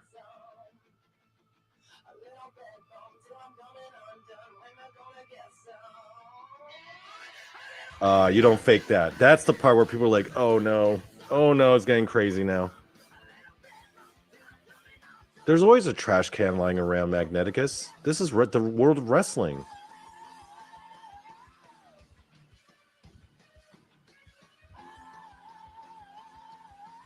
Yeah, they're just beating the shit out of each other at this point. Yeah, and that's her finisher, by the way. It's a variation on Cody Rhodes' Crossroads, but she just hits her with the finisher like 5 times over and over again.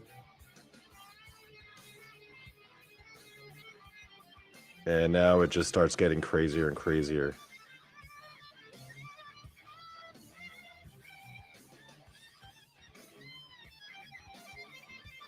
Oh no, now things are gonna get real. That part was real. She really cracked the back of her head against the steel. And now things are gonna get sick.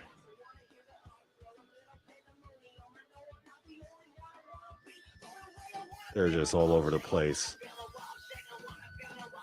And she does her elevated version of her finisher. These two women are nuts.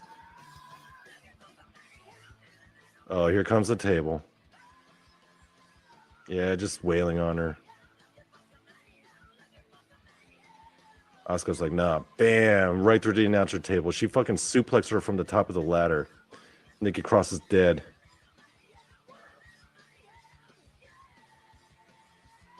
Yeah, that was one of her last matches before she went on to the WWE.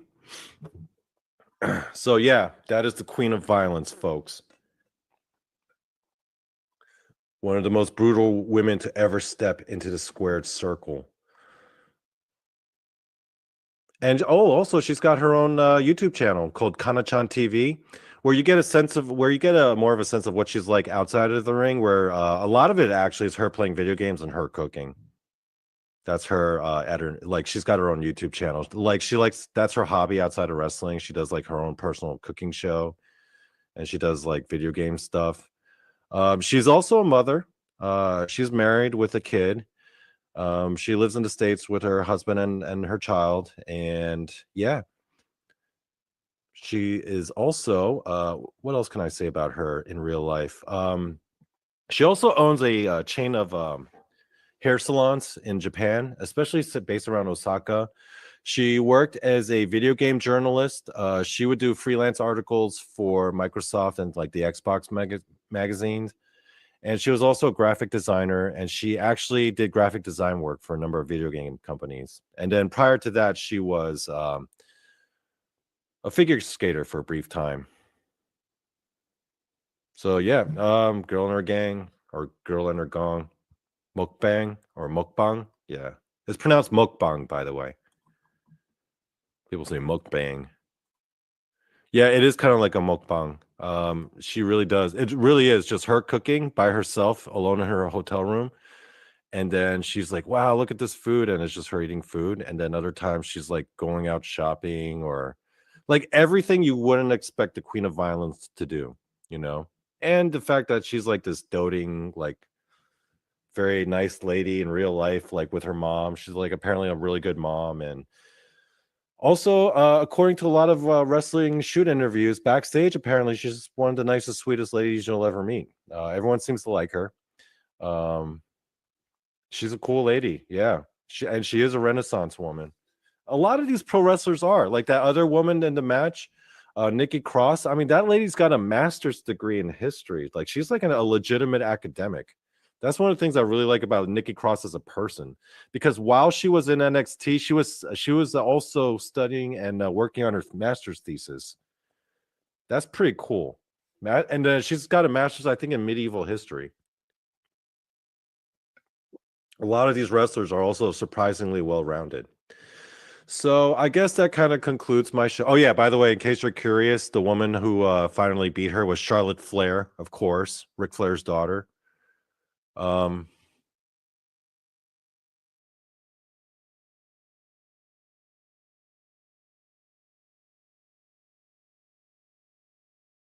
my mic was muted. Never mind. Hey guys, I'm back. So, I just decided to end it there. It was about to end in like another minute or so, but I'm noticing people are filing in.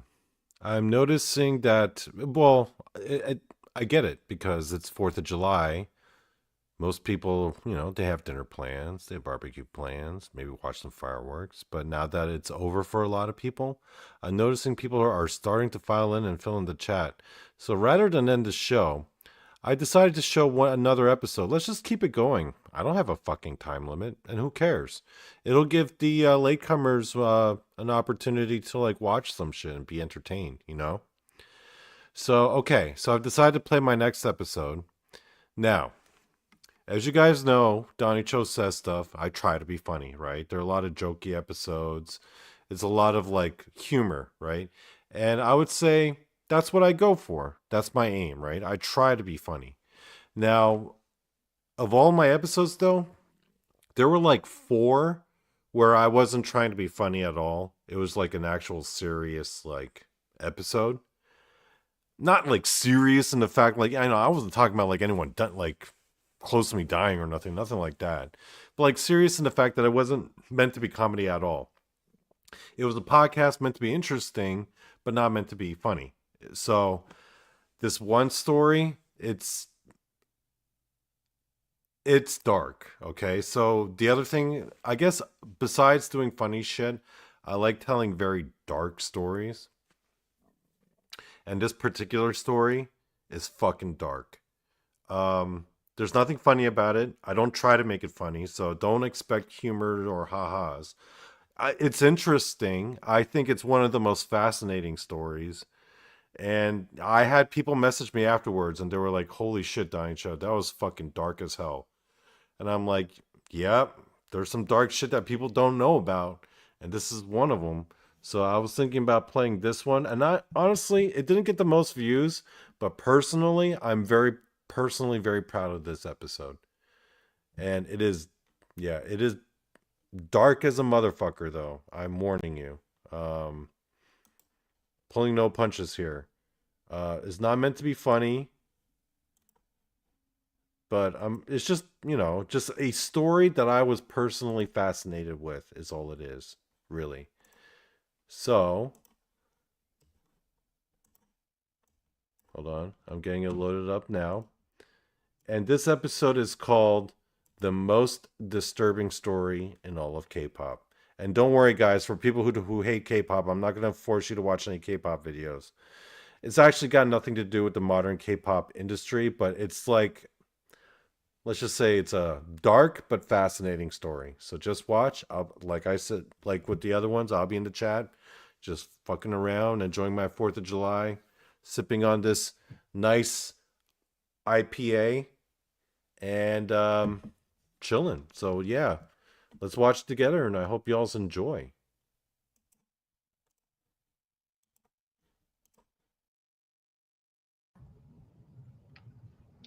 Hey guys, it's me. I know it's a Monday right now. I decided to film a surprise episode because I was honestly feeling a little bit bored and kind of wanted to entertain myself, really.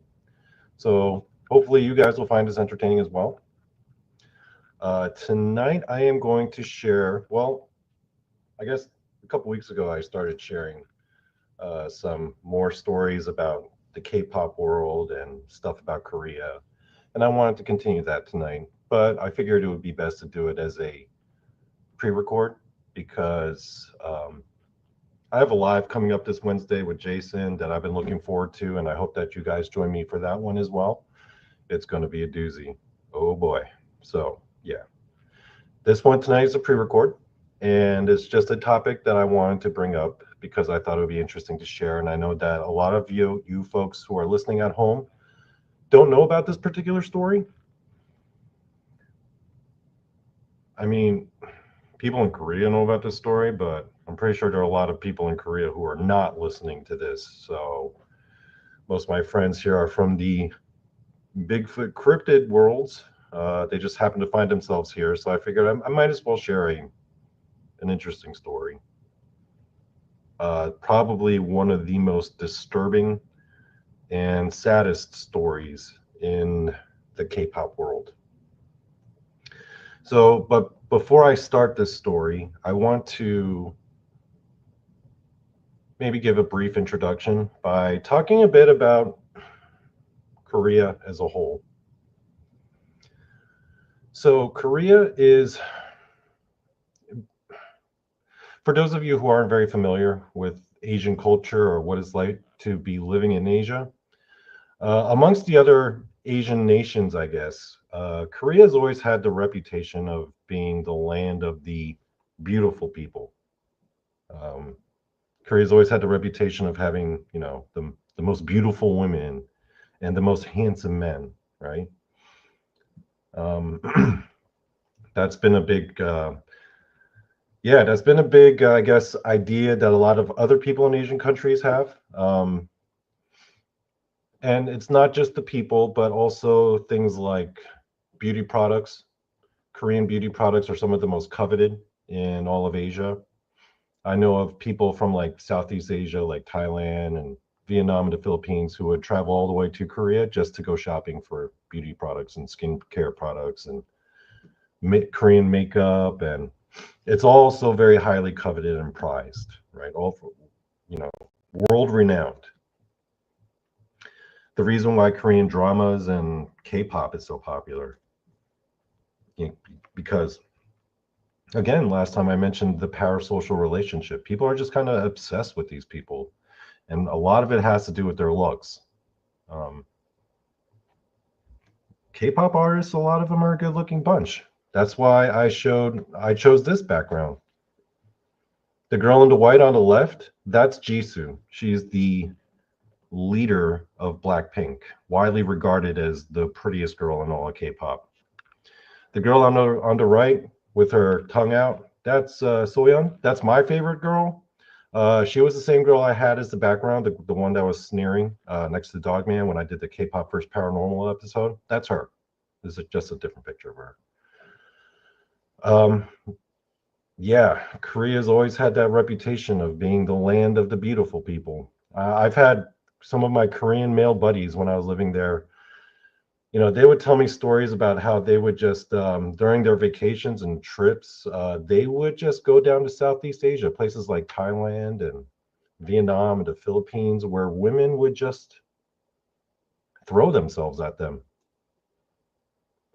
One, because they were considered very attractive, and a lot of these people in these other Asian countries were so.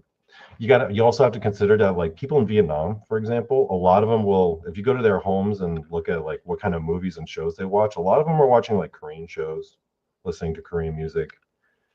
It's called the Korean wave, and it's pretty much taken over Asia, if not the rest of the world. That's why K-pop is like one of the most popular forms of music in the world, in the global music industry. That's why Korean shows on like Netflix, like Squid Games, and movies like Parasite, although their draw isn't because of all the beautiful people, but the Korean wave is, yeah, it's here, and people have this reputation of Koreans for being exceedingly good looking. Now, that's not to say that that's a boast, because there are a lot of drawbacks to that I will be getting into.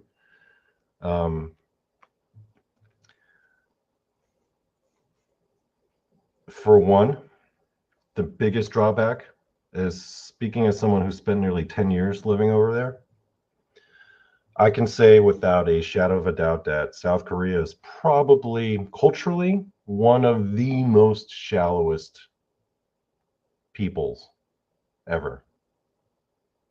Like, people in America think that Americans are shallow. Boy, you haven't seen shit. All of the best plastic surgeons are in this one place called Apgujeong. It's a district in Seoul that's next to Gangnam. You guys know Gangnam from Gangnam Style, Psy.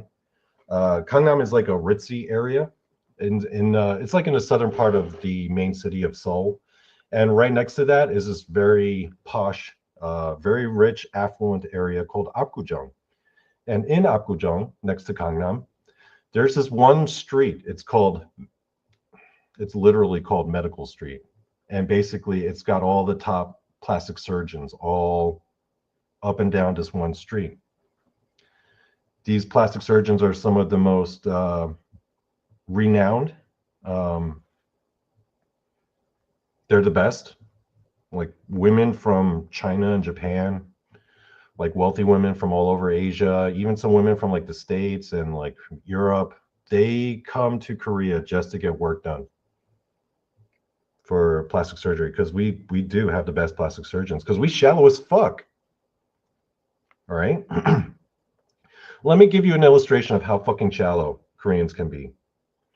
Okay, so if you guys look at my channel, do you see that portrait of me wearing that business-looking suit on my channel, I guess, main page? That picture of me was taken when I was 26 years old, and that is actually my resume picture. That's right. In South Korea, every job applicant has to submit with their resume a picture of themselves. It's actually included in the resume. Like, you know how like you have the format where you have the heading with the, you know, the, I guess the introduction, but on top of that, in the middle of the page on the very top will be a small area where you put your picture. Well, see, in Korea, if you want to be considered for any kind of position, your picture has to be included with the resume, because they don't want no fucking uggos applying for their jobs. If you don't include a picture, your resume, no matter how good, is immediately disqualified. And if you submitted a picture and you look like shit, they're not going to accept you, because they shallow like that. See, in Korea, the reason why people in Korea are so good looking is because Korean society is so shallow that ugly people, they do not have a chance. Like, if you're ugly, you can't get a job. We Koreans, we be running a tight ship like that. So the pressure is extremely fierce for women and men. Like, there's a lot of guys who get plastic surgery over there too. I've seen it. It's pretty remarkable. You know, hanging out with a dude and just looking at his face, and I'm like, yo, this motherfucker got work done. Damn, dude. And the competition is fierce. And a lot of women feel a lot of pressure to get work done on their faces, because it's not just for some kind of beauty contest or to get a modeling gig. A lot of these women will get plastic surgery just to get a job, like a corporate job at like Samsung or Hyundai, like at their corporate office. If you even want to be considered for a job, you have to look attractive. So a lot of these people will spend a fuck ton of money getting work done, plastic surgery. Some of the best surgeons in the world, like I said, women from all over the world will be coming to Korea just to buy our beauty products and get plastic surgery. I mean, people think Beverly Hills is bad. Man, you ain't seen shit. Try going down to Apgujeong. I've worked near there. My ex-girlfriend, when we were seeing each other, she was living there. She didn't get plastic surgery like that. She just happened to have an apartment in that area. And walking up and down the streets, you would see so many freaking women with like bandages on their faces. It wasn't even funny. I remember one time I was making a joke to her. I was like, man, this is like mummy town. Everyone here to be looking like mummies, all faces all wrapped up after getting plastic surgery done. It is such a common sight. That's what Korea is. And yeah, that is why we're considered a land of the beautiful people, because ugly people can't survive. And if you ugly, you better go to a plastic surgeon if you want to get that fucking job. Like I said, we run a tight ship. So it's not all it's cracked up to be. There's a lot of fucked up shit that happens because as a result of our obsession with beauty and looks and just our vanity. And that is going to introduce my topic for tonight. Again, probably one of the saddest, and probably one of the most disturbing stories in all of K-pop, in all of Korea. And I first heard about the story actually back in 2006 when I first arrived to Korea. This story was all over the news. And when I first got off that plane and I got my apartment and that job, I turned on the news, opened a newspaper, and I'm like, what the fuck kind of weird place did I land myself into? So this is the story of a woman named Hung. That's her last name, Hung. First name is Myoku. This is her. She is from the alpha generation, as I would like to call it, of K-pop. Yeah, this was from back in the Dizay. So let me tell you a real quick explanation about how generations work. So we're in our 4th generation of K-pop. Like these two ladies in the background here, they're considered, well, I don't know if Jisoo counts as 3rd generation or 4th generation. She might be the last of the 3rd generation, like start of the 4th generation. But that, yeah, Blackpink is a little bit special. But Soyeon on the right with the tongue, she's 4th generation. BTS, they were more like the end of the 3rd generation. So the 4th generation is really the post BTS scene. This lady here, Hung Myoku, she was pre 1st generation. This was, well, let's start from the beginning. So Hung Myoku, she was born in 1963 in Seoul, in South Korea. 1963 in South Korea at the time, like, was post-war. Pretty much everyone was destitute, and like 3rd world nation levels of destitution. And this is her as a kid. So she grew up in a real poor family. Her father was unemployed. Grew up dirt poor. This is her with her parents, a little bit older. They didn't have much. Most of the people in that time didn't have much. As a matter of fact, that's the reason why a lot of them left. That's the reason why my parents left and ultimately wound up in Toronto, Canada, where I was born, and then they moved to New Jersey, where I grew up. So she was one of those people that never, like, her family was never able to leave Korea. So they grew up in pretty poor conditions. And again, her father was essentially unemployed. Her mother did, I don't remember learning about what her mother did, but it probably wasn't the best of jobs. So growing up, she wanted to actually earn money for her parents. And she was known as to be this is 1960s Korea. Again, the 1st generation of K-pop wouldn't begin until about 1994-ish. So this is like the pre-alpha, the prehistoric days of K-pop, where it's just music from Korea, really. It's not even a genre. So this woman, Hung Myoku, who wanted to earn money for her poor and destitute parents, who also had the reputation for being a very talented singer and a very beautiful woman, eventually wound up moving to Japan and working as a cabaret singer and as a model. This is her in her early 20s performing. That's what she looked like, performing in those old school bands. Now, at this point, this is like what? Early 80s. Like I'd probably just been born like a year before this. But at this time, she is touring around Japan, singing and performing, also appearing in photo shoots and advertisements and TV shows. And she was just known as a striking beauty. She was well known in Japan and Korea for her looks and for her talent. And she was eventually kind of known as the Korean Brooke Shields. People found her particularly attractive because she had actually some very like Caucasian features, not usual for Korean women. So that's why a lot of people, the reputation she actually earned for herself while she was in her career prime was the Korean Brooke Shields.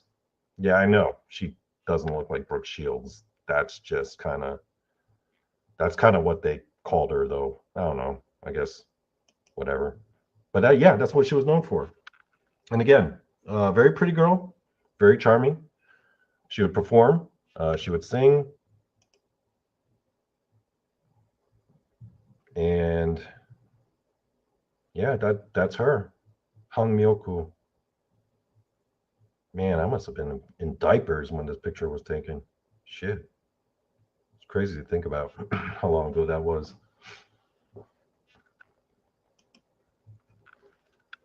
Okay. So eventually she started getting a little older. As she grew into her late 20s, all these new younger models and singers started to come into the scene who were in their early 20s. So even as like a late 20s, 28-year-old, she was still considered kind of like past her prime.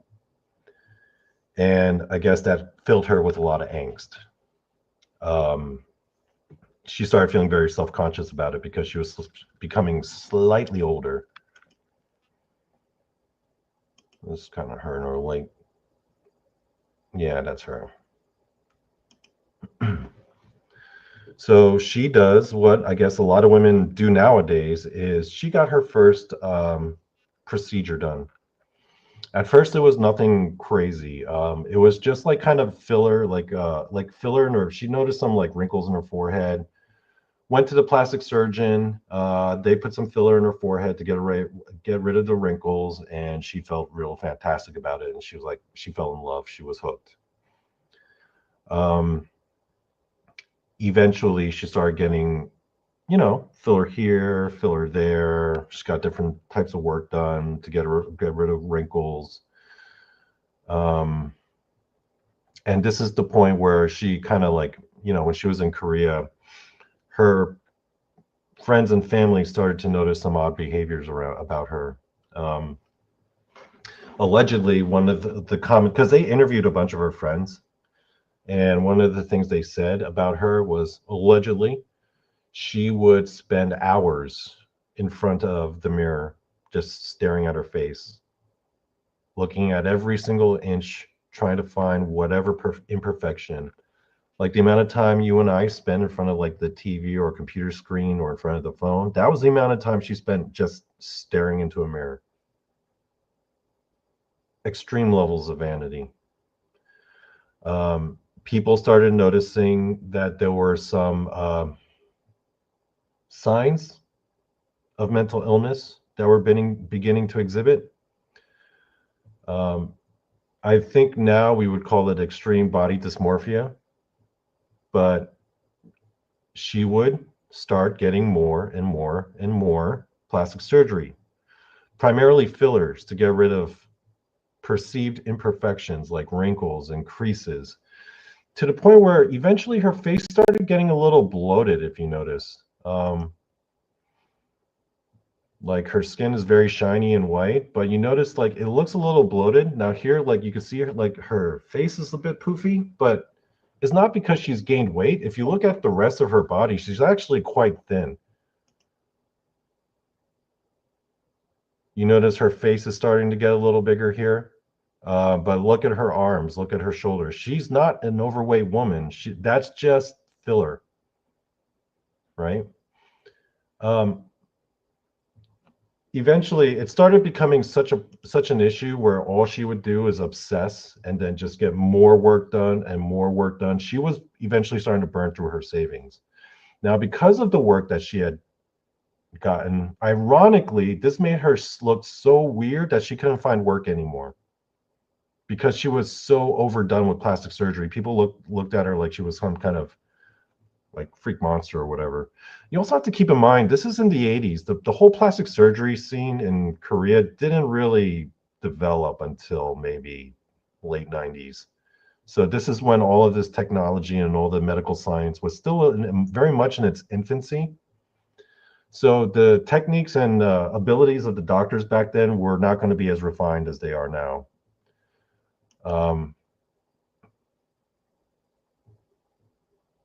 Yeah, so the more work she got done, the weirder her face started to look. The weirder her face started to look, the fewer gigs she was able to get, which fueled her own self-consciousness and mental illness, which made her get even more plastic surgery. Now, according to interviews with her family, they had noticed these mental illness issues. The fact that she was just sitting there staring in front of the mirror when not getting plastic surgery.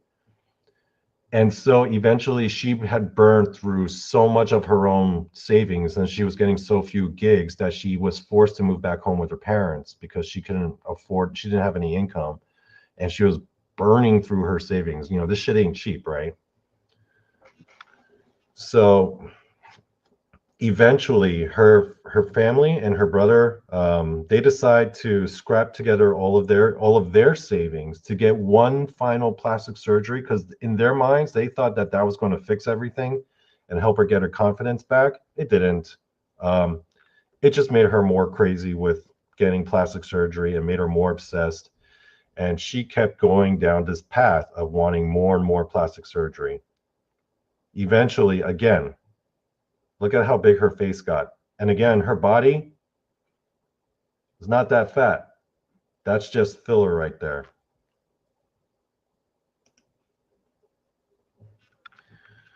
So they realize that now at this point, it has escalated.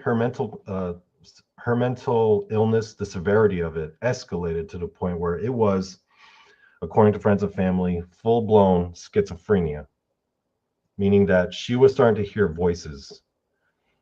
She would stare into the mirror for hours at a time, every day, to the point where she was starting to hear voices telling her that she was too ugly, that she was too old, that all the other women were prettier. And according to interviews with her, she said that the only way she could quiet the voices was to inject filler into her face. She would inject like some kind of filler. She'd go to a doctor, they would inject it, the voices would subside. She would feel so much better for a while, but then the voices would come back again, telling her the same thing, that she was either too ugly, too old, nobody loved her, right? But at this point, her family had gone through all of their money. She had gone through all of her money and their money to fill this need, this addiction to plastic surgery. She couldn't afford it anymore, but she decides to move out because she just wanted to be left. Like, they had arranged for her to get regular counseling and mental health therapy sessions. She started skipping out on her appointments. She is no longer able to afford proper plastic surgery, so she goes into the black market to buy like black market fillers, and just start injecting herself. After a while, she couldn't even afford the black market shit, and at this time she's living alone, destitute, alone, away from her family, because they don't know what to do for her or about her. She is scraping pennies, just trying to find whatever to quiet the voices that she's now hearing all the time. And again, she's staring in the mirror all the time. That's why, again, that's the title of this show, The Mirror Princess. That was the nickname her friends and family gave her, actually, because she would just stare in the mirror all the time. So yeah, eventually she started running out of money. She couldn't even afford the black market shit. So she starts injecting things like cooking oil into her face. Like skin cream, she would inject it into her face. Industrial silicone. That's right.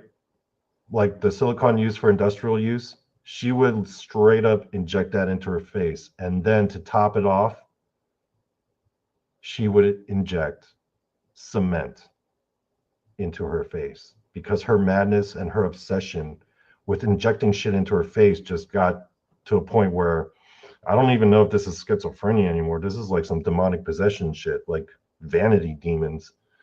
I mean, they say like the mirror is like some kind of window into the paranormal world. So who knows? Maybe all that time staring into the mirror, maybe something was staring back at her and influencing her to the point where now she was so obsessed with getting fillers and becoming beautiful and quieting the voices that were telling her that she was so ugly that she started injecting industrial silicone and cooking oil and cement into her fucking face.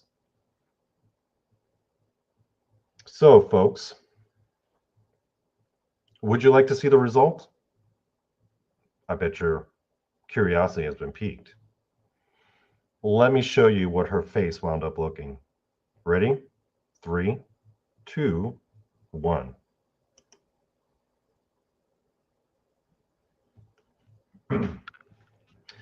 That's her at the doctor's. So eventually she had so much foreign substances injected into her face that they start to, because of gravity, they started to kind of shift downwards to her chin and neck area and her cheek. That's where they would all kind of pull and collect. Again, this shit here is a mixture of industrial silicone, cement, cooking oil injected right into her face. It got to the point where, and this made, I mean, they came out with like documentaries on primetime TV about this lady, having talk shows with her. This is her on the TV show. The doctors were explaining that she had about 10 pounds worth of foreign substances in her face. And a lot of them, because of gravity, had collected around her neck and cheek and chin area to the point where she was in danger of being unable to breathe. They did this whole thing on Korean TV about her, this expose, and this caught national headlines. This is right around the time I came to Korea, and I saw this shit. I was like, what in the fuck is this? And so they interviewed the doctors, and yeah, 10 pounds worth of shit she had injected into her face because of her mania.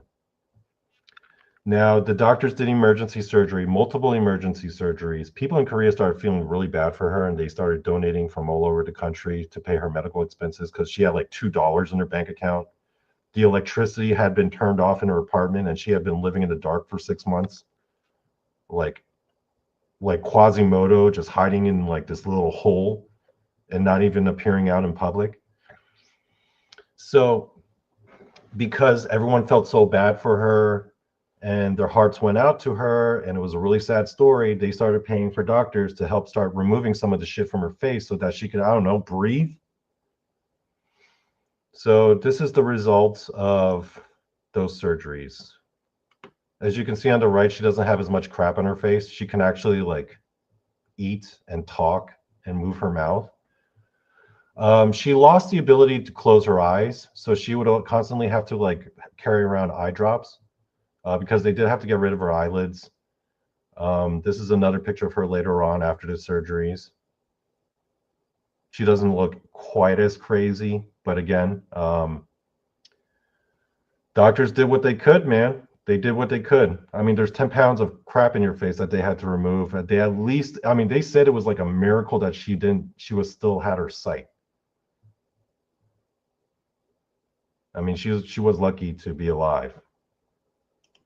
But again, destitute, alone, living in a hole, no chance for a job ever, right? Couldn't even go outside because again, Koreans are shallow as fuck. So if you're ugly in Korea, like if you're like obese, for example, I've seen this firsthand too. People will like run up to you, like if you're waiting at the bus stop or at the subway station, or if you go shopping, people will like straight up walk up to you and be like, "Ew, you're fat." Little kids will do that. If you're like really ugly or like weird looking, people will just walk up to you and stare and be like, "Ew." I've seen it firsthand. So this lady, of course, was not getting any kinds of jobs or going outside. She spent, after the show and after everything, she eventually got a job shelling nuts. That's what she did because this job required no skills, no experience. didn't have to go outside. She would just shell nuts and sell them to the nut vendor, I guess, for $200 a month. And boy, is that a cute ass dog. She's got a cute fuck. I can't get over how cute that dog is, by the way. Korean people, they love their pets, that's for sure. And I guess that dog was like her only companion later in life because, again, she was alone, living as a hermit. She eventually died in 2018. No one knows how or why, but in that case, 9 times out of 10, if it's Korea, that means they've taken their own lives. So yeah, 2018, she passed away sadly. And yeah, that is the story of Hong Myoku.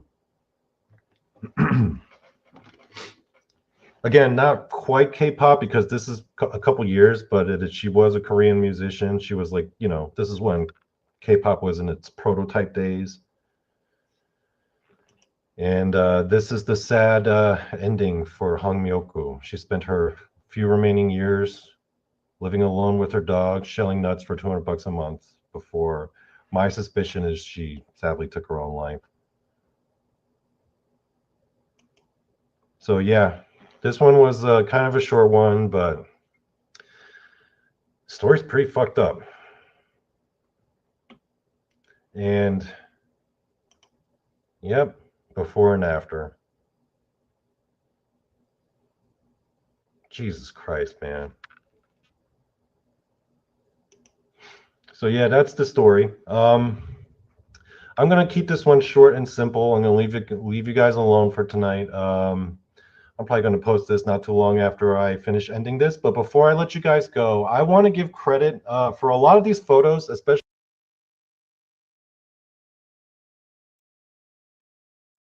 Okay, guys, I'm back. So yeah, what you think of that story? Pretty fucking dark, right? Yeah. Does anyone have any questions about that story or the other episode? I noticed that we're kind of going into chat. Oh, what's up, Dick Richard? How's it going, dude? Let's see what Unreal says. Sorry, I'm all people get brainwashed as if someone isn't Miss or Mr. Universe beauty pageant winners and then they gotta be ugly. I get what you mean, man. I get what you mean. Michelle's like, yep, that was pretty fucking dark. I told you guys. Pretty dark. It's called a vanity demon. I legitimately believe, like, okay, so I didn't try. It was just a really dark story, but I don't know if you guys picked up on what I was laying down. I do think there was a paranormal aspect to it. Because one of the things I found, one of the details about that lady I found very interesting was the fact that she was known to literally stare in the mirror. Like sit alone in her room and have a hand mirror and literally stare into it for hours on end. That's what her family said about her. And the way she ended up, I'm like, maybe there is such a thing as like a straight up vanity demon. It's weird that she would just stare in the mirror like that and then she would end up with that fucked up face with all that shit injected in her, right? Like there has to be like a connection between those two details about this person. A straight up vanity demon. I mean, do you guys know anyone who would literally stare in a mirror for like over an hour a day? I wouldn't do that. Shit, I barely look in the mirror. Like the way my bathroom is set up, like I avoid my mirror in the morning because I don't want to look at myself all like bloated in the morning taking a piss and not showered and shit. I'm like, oh, I don't want to see that. You know? Shit. Yes, mirror. I know my dick is small. You don't have to remind me. I'm just kidding, guys. My dick is adequate.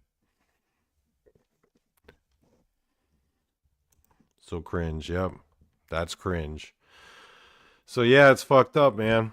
It's fucked up that people would end up like that. All right. Anyway, let's see if we could keep this party going. Are there any other episodes that I want? Let's watch something a little bit more recent.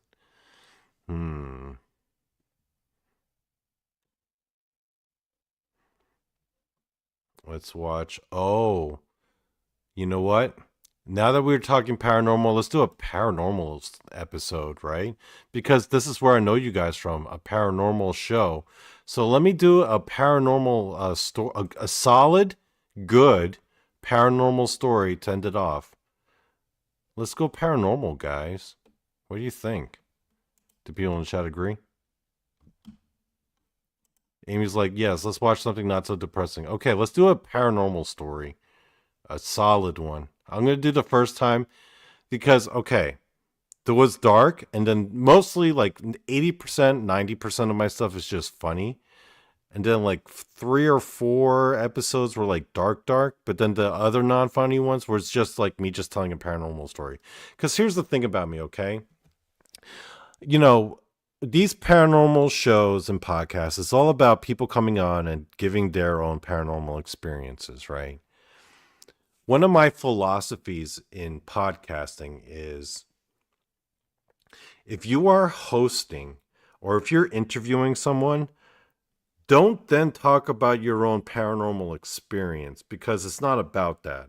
If you want to do that, then just set aside one episode where you just tell the fucking story and then be done with it. Like, don't be interviewing like a guest that was like really hard to book, and then in the middle of the interview be like, oh, wait, let me tell you my paranormal story that everyone in my audience already knows, but you're the only person who hasn't heard it. I think that's lame. Don't do that. So what I would do is like, yes, I too have had my own paranormal motherfucking experiences. And rather than just bring it up every time I have a guest on, I just spend one episode, I tell my story, that's fucking it. Pretty simple concept, right? So let me show my paranormal story where I'm just like, fuck it. I'm just going to dedicate an episode and I'm just going to tell it. I'm not going to bring it up any other episodes, but here's the episode. It's just, this is, okay, so what I'm about to show you, it's like an hour and something. We've already been 2.5 hours, but you know what? It's 4th of July. I'm just going to keep it going because people are just kind of coming in and out, and that's what I want this to be for. So this next episode, it's about an hour and 15, and it's I've had a few paranormal experiences, but this is my like most profound paranormal motherfucking experience. So let's watch this, and I'm going to sit back and chill. Because, you know what? This entertains me. That's right. I don't care about y'all's entertainment. I care about my own entertainment. And I want to watch this because I want to watch it. Peace.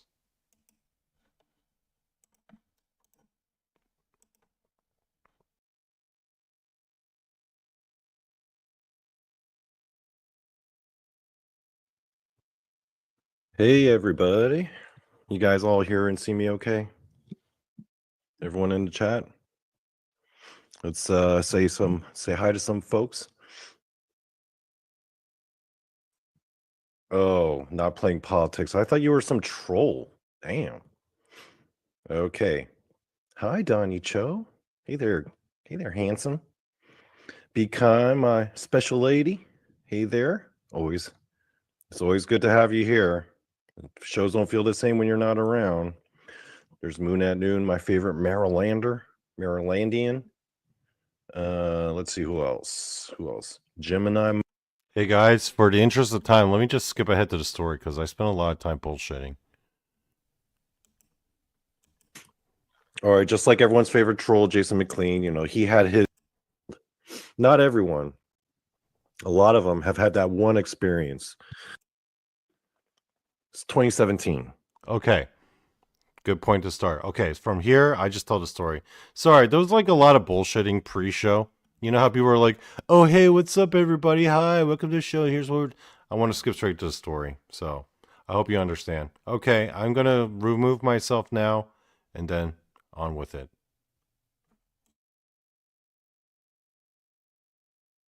It was June. It was like early summer. I was living in North Carolina at the time. Overall, pretty directionless in life at that particular juncture in my life. I had been living in North Carolina for a little under a year. But then things started coming together, right? I got a new job after like a year of job searching. I found a pretty cool, stable job. And I actually started seeing somebody. I did like just started seeing somebody. She was this girl who was local to North Carolina, white girl, as if that matters, but just from mind's eye sake. Born and bred, raised in North Carolina. And she and I had just started dating. Like this was like not even like 2 weeks into our relationship. We had just started dating. And after 2 weeks, things are cool. I've got a new job, new girlfriend. Things are starting to come together in my life. And just about a couple weeks prior, I started gaining interest in the paranormal. Hey, Flock. It's been a while. I haven't seen you here in a bit. Okay. Like just a few weeks prior, I'm sitting in my buddy's restaurant watching Dead Files on TV, being like, yo, are ghosts real? Yeah. This had happened like a few weeks prior to the events of this story, right? So, oh, Ryan, I wish. Maybe when I was in my 20s living in Korea, but anyway. So, yeah, a few weeks prior, I'm at my buddy's restaurant, hanging out there every day, watching Dead Files because I did not have the ability to change the channel. So I'm just sitting there watching it over and over, suddenly realizing, holy shit, are ghosts real? Wait, if ghosts are real, then what, is magic real? And I'm starting to think all this stuff. And by the way, I was smoking a lot of pot at the time. So, my imagination was kind of on overdrive.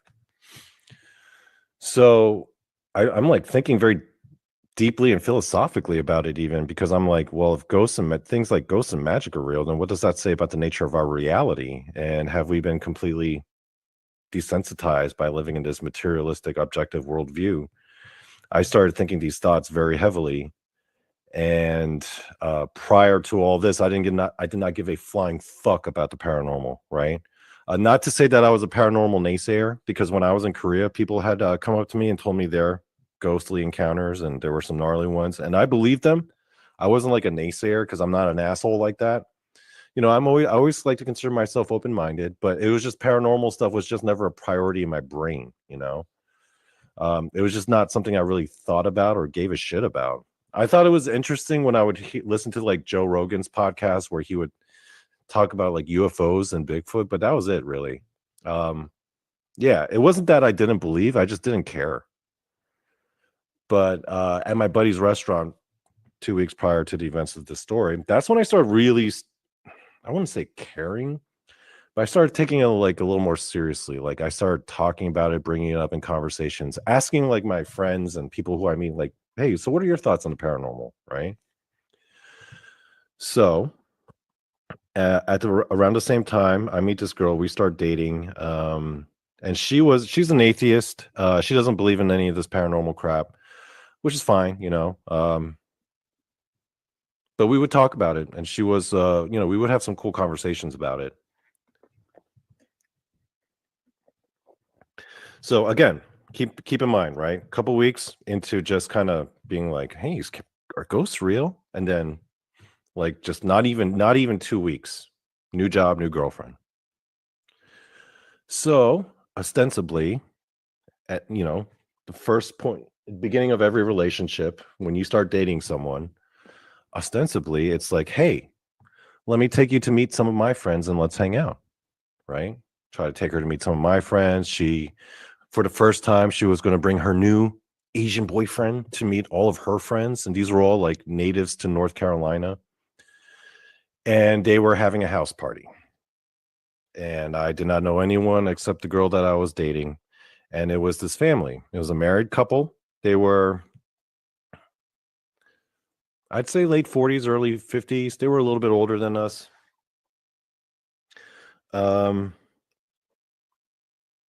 and they were holding this house party in this town in North Carolina. She was invited. She wanted to take me along because she wanted to introduce me to all of her friends. I had never met any of them before, and I thought it would be a cool time, and so I came along. So it's about an hour drive, I remember. And while she and I are in the car on the way to the house party, she starts telling me a bit about the family that we're going to see. Now, this is a lot of personal, sensitive information, so I'm gonna try not to mention any names. But she was telling me a bit about their background and their story. So it's a married couple. They've been married for a while. They had 3 sons. But then she started telling me about how their youngest son, yeah, I'm gonna come up with a fake name. What's a good fake name? I don't want to get too hung up on it. Let's call him Aaron. Okay. Aaron was the youngest son, and I believe he was about 13 or 14 years old when he sadly took his own life. Now, I don't know the fully of all the details, but as I know, he had some kind of disability with, I think he was like autistic, or like he had some kind of social disability, but he was also like very intelligent, kind of quiet. And my girlfriend at the time told me that one day he took his father's pistol, went into, and then Aaron took his father's pistol, went into Aaron's bedroom, sat on his bed, and proceeded to, he shot himself in the head, died right there on the bed. And I'm like, oh my God, that is for a parent to have to go through that. And she was like, yeah. So I'm like, okay, well, it's good to know, right? Like, I'll try not to, I'll try to give that topic a wide berth. And she's like, no, they pretty much bring it up all the time. And I'm like, okay. So we finally get to the house. The house it's kind of like a very modest suburban 2-story house. It's not that big, but the one thing that was notable about this property was that the backyard was freaking huge, and it was decked out. Like you could like play football in their yard, or like set up goalposts and have a full-on soccer match. I mean, it was a huge yard, lots of space. They had this one section that was all gardens. They had this like super elaborate, huge deck. The yard itself was perfect for parties. They had a pool. They had like their own little like customized made like bar and everything. It was awesome. A whole bunch of people there. And early summer, bright sunny summer day. I'm there. She introduces me to everyone. We're hanging out. He's working the bar. The father is. There's drinks are aplenty. There's substances being passed around. Nothing too crazy. They're totally legal now, if you know what I mean. Anyway, and everyone was just there. There was just a whole crap ton of people. Like half the neighborhood showed up. It was mostly like married couples. And one of the things, there are a couple things that stuck out to me about this place when I was there. First and foremost, this whole property was essentially kind of set up as a shrine to their youngest son, who had sadly taken his own life. Now, the timing, it had been not even a year since the events of him passing away. So this wound was still very fresh. It was still something, the grieving process was not something that they were out of the woods from. They were still very heavily in grief. And my suspicion was that one of their main coping mechanisms for dealing with their grief was they just turned their property into like the biggest hangout spot, and they would just have all these people over all the time, because after this first night, or my first meeting them, I would go there like, at least once or twice a month. They would throw these events. It was a lot of fun. I enjoyed it. Became very good friends with them to this day. I know they don't watch this show, so I feel like I could talk about this story. So yeah, first things first, the whole place was set up like a shrine to their son. There were plaques everywhere that was like in memory of Aaron. There was a tree, and I remember in the yard, and they had this plaque at the base of the tree, where it's basically like this tree is dedicated to the memory of the youngest son. They had pictures of him everywhere. They had like a chalkboard, I remember, in the bar area where it was like people writing messages. Like this whole place was still very much like they made it known. They made sure you knew who he was as soon as you walked through the door.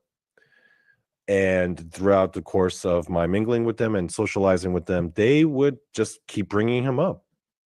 Because I have met a few parents who have been going through the grieving process, and I know some where they would tiptoe around the topic. They would never bring it up. They would kind of shy away from it, but others would like lean into it and talk about it all the time. Different people have their own different ways of dealing with grief naturally.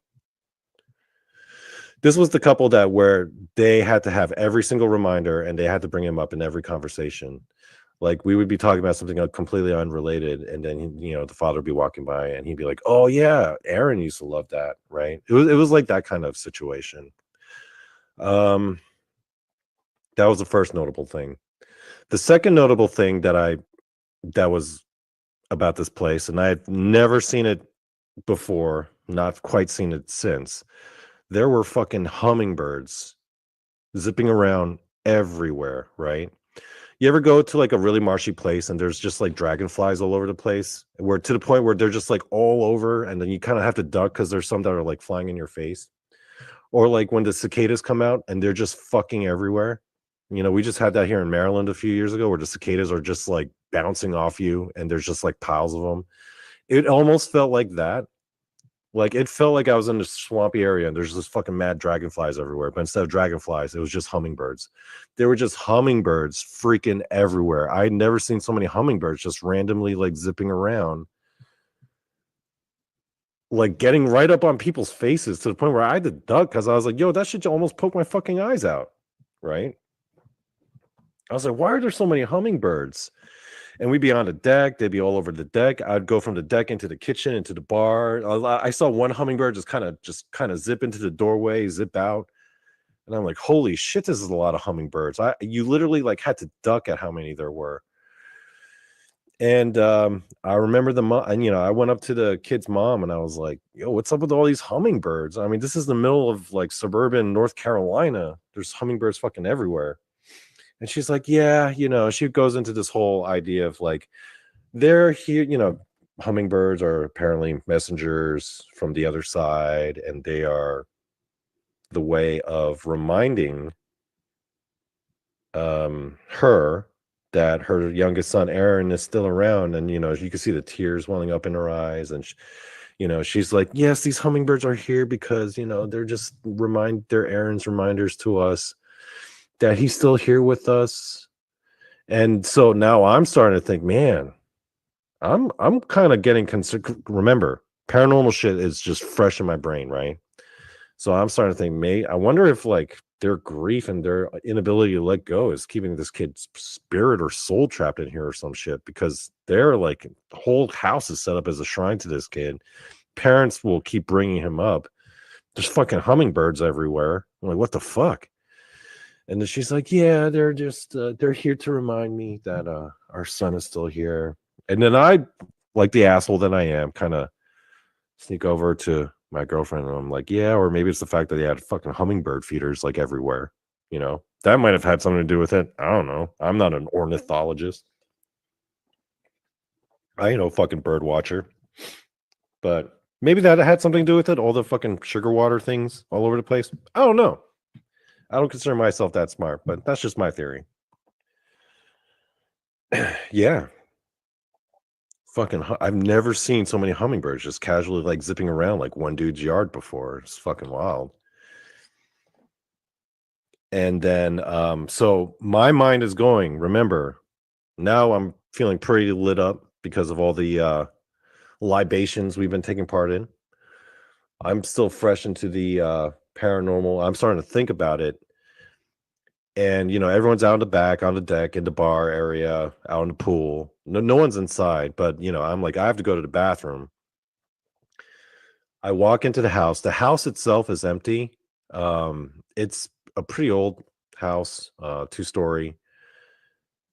And I remember it's from the deck, you walk into the kitchen, and from the kitchen, you go into the living room.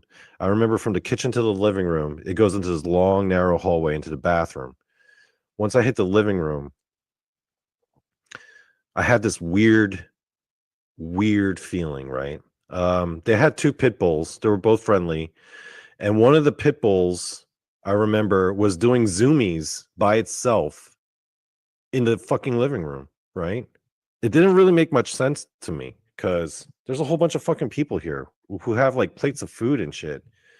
The other dog is just like out mingling and just getting all up in people's faces. This dog was actually very friendly, but I walk in to take a pee and I see the dog in there doing zoomies by itself. I'm like, what the what a weird ass dog.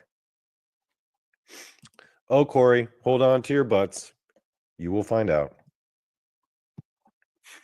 So I remember this. This dog is like doing zoomies, right? Spinning around in circles. It stops and stares at the corner, looks back at me, stares back in the corner, and then starts doing zoomies again.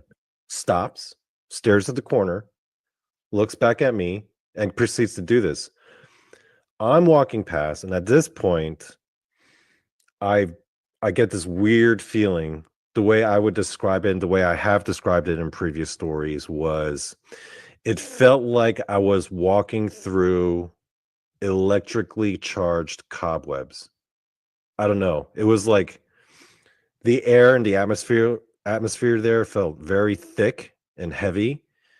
And the only way I could describe it was feeling like electrically charged almost. Like it was getting like I felt like I was getting all this static, right? I mean, I'm not like seeing lightning or nothing, but it just felt weird. The way I would describe it, it was like walking through electrified cobwebs. Slightly electrified. I wasn't getting shocked or zapped or nothing. And I walked past the dog looking down at it. I'm like feeling this weird sensations. And my first thought is, well, I have been thinking about the paranormal. This house is weird. I am staring at this deceased kid's face, like is looking at me because his picture is pretty much all over. You guys all hear and see me okay? Everyone in the chat? And yeah, that was weird. My replay just started playing. That startled me. Anyway, yeah, electrified cobwebs. But yeah, I'm thinking, well, I just started thinking about paranormal shit, and I'm all hopped up on libations, and I really got pee real bad. So maybe it's just my own brain fucking with me, right? Maybe I'm fucking with myself. I don't know. I go to the bathroom, and I walk out, and I see this pit bull. It's like baby pit bull, cute thing. She was adorable, by the way. Yeah, she's just doing zoomies, looking to corner, looking back at me. Eventually, she kind of goes out back into the party and just mingles and begs everyone for food, like most dogs do.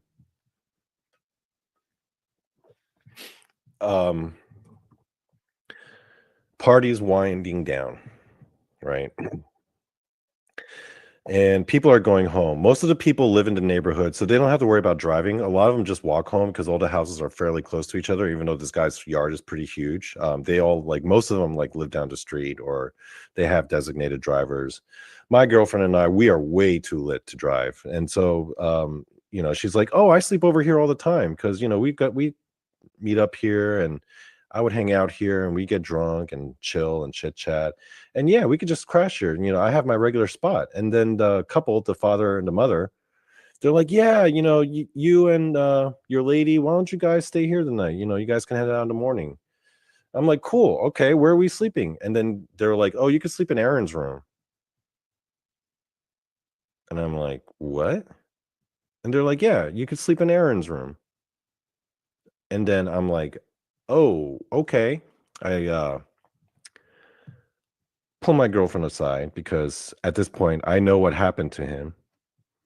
And I'm like, I take her into like this, private area just to have a little private conversation. And I'm like, hey, yeah, I am not comfortable sleeping in that room, given the knowledge that I have of what happened in that room, and I don't feel right. It just feels wrong. How about this? It's June. It's a perfectly clear, perfect weather night. Can I just sleep somewhere else, like out on the deck? I mean, there are all these couches or the bar area, like they have all these cool couches. Can I just sleep here? She's like, what's wrong? Why don't you want to sleep in that room with me? My girlfriend says to me. And I'm like, I don't feel right there. And she's like, oh, it's no big deal. I sleep over there. I sleep over here all the time. And I sleep in that room all the time. And I'm like, on that bed? She's like, yeah, on the bed. You mean the same bed, the same spot where this kid took his own life? She's like, yeah, it's no big deal. I sleep like a baby. At this point, Dead Files is going through my head.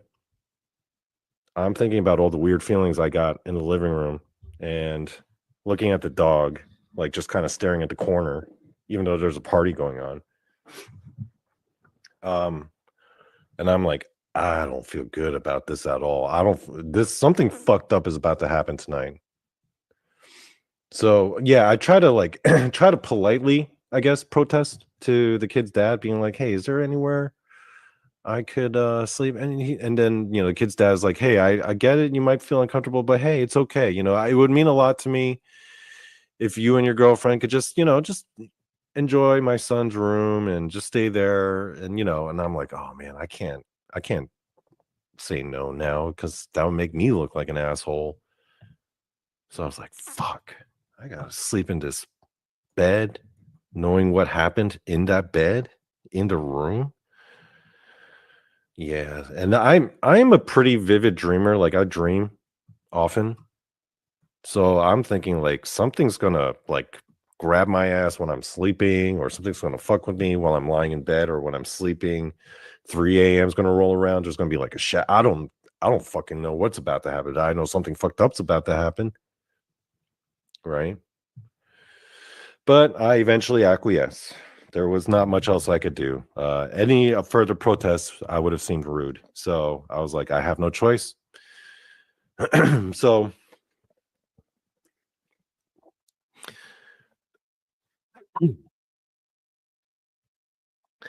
yeah, first thing I noticed in that room, they pretty much left the room exactly as it was when the kid was living there, like exactly how it was.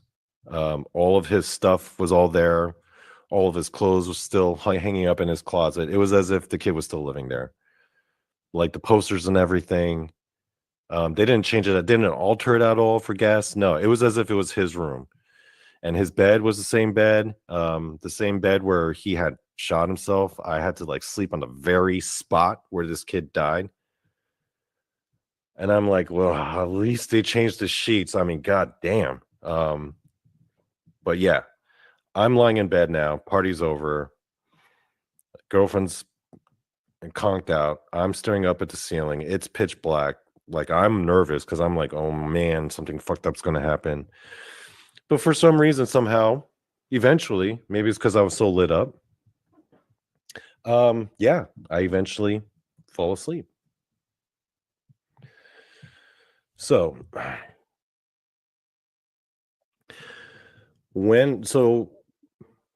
from the time I was lying in bed to the time I fell asleep, nothing happened. I was just lying in bed, just kind of in my own head. But fatigue and alcohol and inebriation got the better of me. Eventually wound up passing out. I proceed to have the most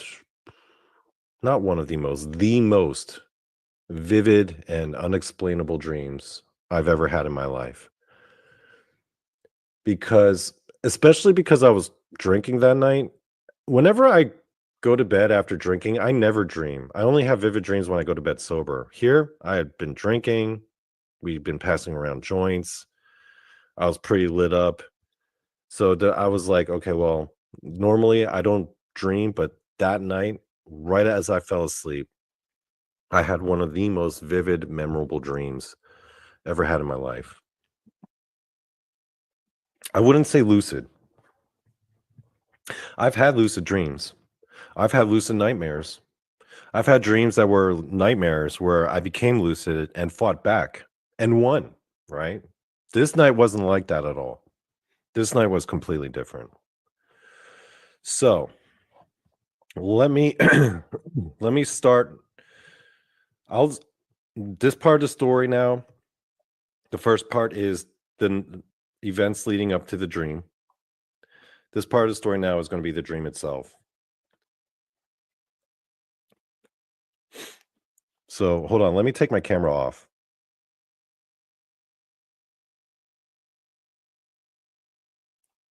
Okay. You see that picture? I just took a random ass picture of anything that looked like Mordor. That was the setting of the dream, right? As soon as the dream starts, I am in this place. All right. It's like a Mordor looking place. Sky's all black. It's all like just jagged rocks. Everything's all dark and black. I mean, it literally the landscape of this dream looked exact. And I ain't never had a dream like that before, nor since. Okay. The way the dream starts off, I'm in a huddle position.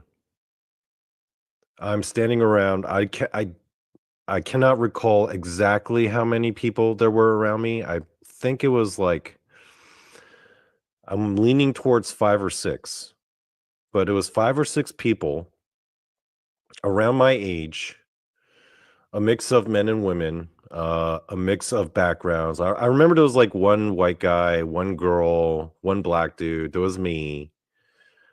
We were all standing around, kind of like in a huddle position. And one of the things I remember is I could see them clearly. Like I remember what they even look like their hair and their bodies. The weird thing was I could not make out any of their faces.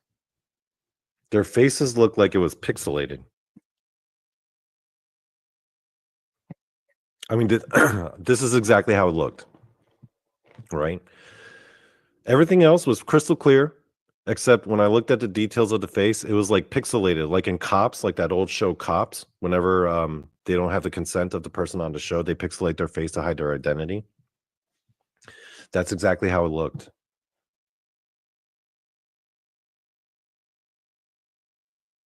And I remember all these people with these pixelated faces. We were all in a huddled position. The weird thing is, I could not tell you any of their names. But the weird thing is, it felt like I had known them forever. Like forever, ever. Like this was my crew. This was my squad. This was my, I wouldn't say family, but this was my team. Like I felt so familiar with them, but I couldn't tell you any of their names. Again, a mix of men and women, a mix of different backgrounds. Everything was clear, but their faces were pixelated. But we were talking to each other as if we had known each other forever. We were in a huddle position, and they all looked towards me and they're like, okay, Donnie, you brought us here. What's up? What are we here to do? And so I kind of point off into the distance at this like foreboding ass looking like that, except on top of the mountain, there's this like dark, real pitch black, like foreboding looking castle, like a medieval castle, like something straight out of Mordor, right? I pointed that it's like way off into the distance, and I'm like, you see that, guys? That's where we're going. This is why I brought you here. And there's someone in there that we need to bust out. And I remember one of the guys in that group. And this is the crazy thing about this dream was that I remember specific lines of dialogue. I remember thinking, I remember reacting to different lines of dialogue. I remember hearing things other people saying, and I'm actually thinking about what I'm going to say. Like this level of decision making and choice making, I've never had a dream in my life that was like this, right? This was like this didn't feel like a dream. This felt like I was in like some kind of virtual reality simulation. Or like I was in a video game or something where, you know, those RPGs where you kind of have to like think about your reaction or like choose which line of dialogue you want to say. It felt like that because at that moment, when I point to the distance at that mountain with that castle, one of the guys with the pixelated face, he's like, "Nuh-uh, no, fuck this." And then all the other members, including myself, we all look at him and we're like, "Yo, what's going on?" And he's like, "Do you people not understand where we are right now? This is fucking crazy. And you want us to go where? You want us to go there? Do you understand what that place is?" And then like, you know, he's going off. The other people are kind of like looking back and forth between him and me. And I'm like, I'm actually legitimately shocked at his reaction. And I'm like, "What do you mean?" He's like, "Dude, you realize if we get caught, we are not getting out of here." And everyone's like, "What?" And for a second, I'm like, "Holy shit, are you serious?" And he's like, "Yeah, you people don't understand what this place is. If we get caught by whatever's guarding that place, we're going to be stuck here forever." And people are like, "Oh, I don't know." Everyone's feeling all like, people are pensive, you know? I'm just like, "Hey guys, listen, I brought you here. This is what we're going to do. Okay. If you're with me, you're with me. If you're not, you're not. I mean, but I'm here. We made it this far. I'm gonna go in there and get that dude out if it's the last fucking thing I do." Eventually people, you know, and I remember giving this speech. I remember like trying to think of what to say. I remember like reacting, being like shocked, and then being like, "Nah, fuck this. No, we're getting that dude out." Eventually the group agrees to join and help. I remember that one guy, he was like, "Okay, fuck it, fine, we'll do this, okay? Um, you're the leader this time." And that point was very clear to me. It didn't feel like I was the leader of the group per se. It was just that because we were there on my accord for that particular mission, I was the leader. So it I remember the dream kind of cuts to like from that whole dungeony looking castle being off in the distance, and now we're inside. Inside, it looks like typically this is how it looked inside. A deep ass dark dungeon. Except on the walls, there were all these like big ass looking iron doors, right? It was dark, it was foreboding. I'm seeming to use that word a lot, but it's the best word I can think of. And it just kind of went on forever. We just kind of snuck inside. And I remember making our way through this corridor past all these doors. And the funny thing about these doors were each door was different. You couldn't see inside because it was like solid iron almost, like a big steel door, like you would imagine out of a dungeon. Except you didn't see the bars. You couldn't look inside. You could only hear what was on the other side, right? And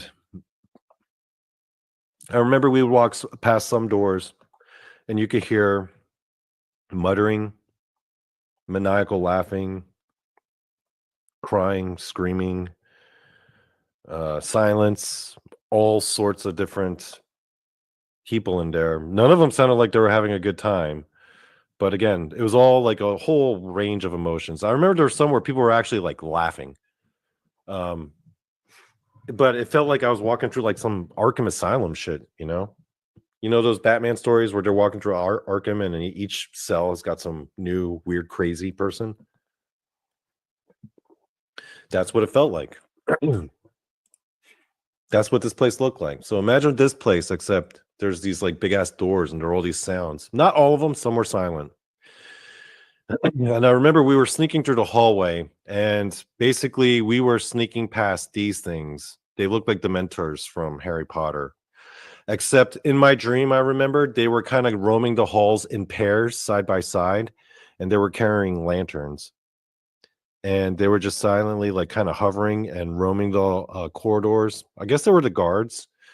And it was a situation where we would like duck behind a corner, wait for them to pass, and then just try to like sneak past them like it was some kind of like Metal Gear Solid stealth kind of game. But I remember that distinctly. It looked like the mentors from Harry Potter, but they were shoulder to shoulder in pairs, roaming up and down the hallways past these big iron doors with all these random sounds from people.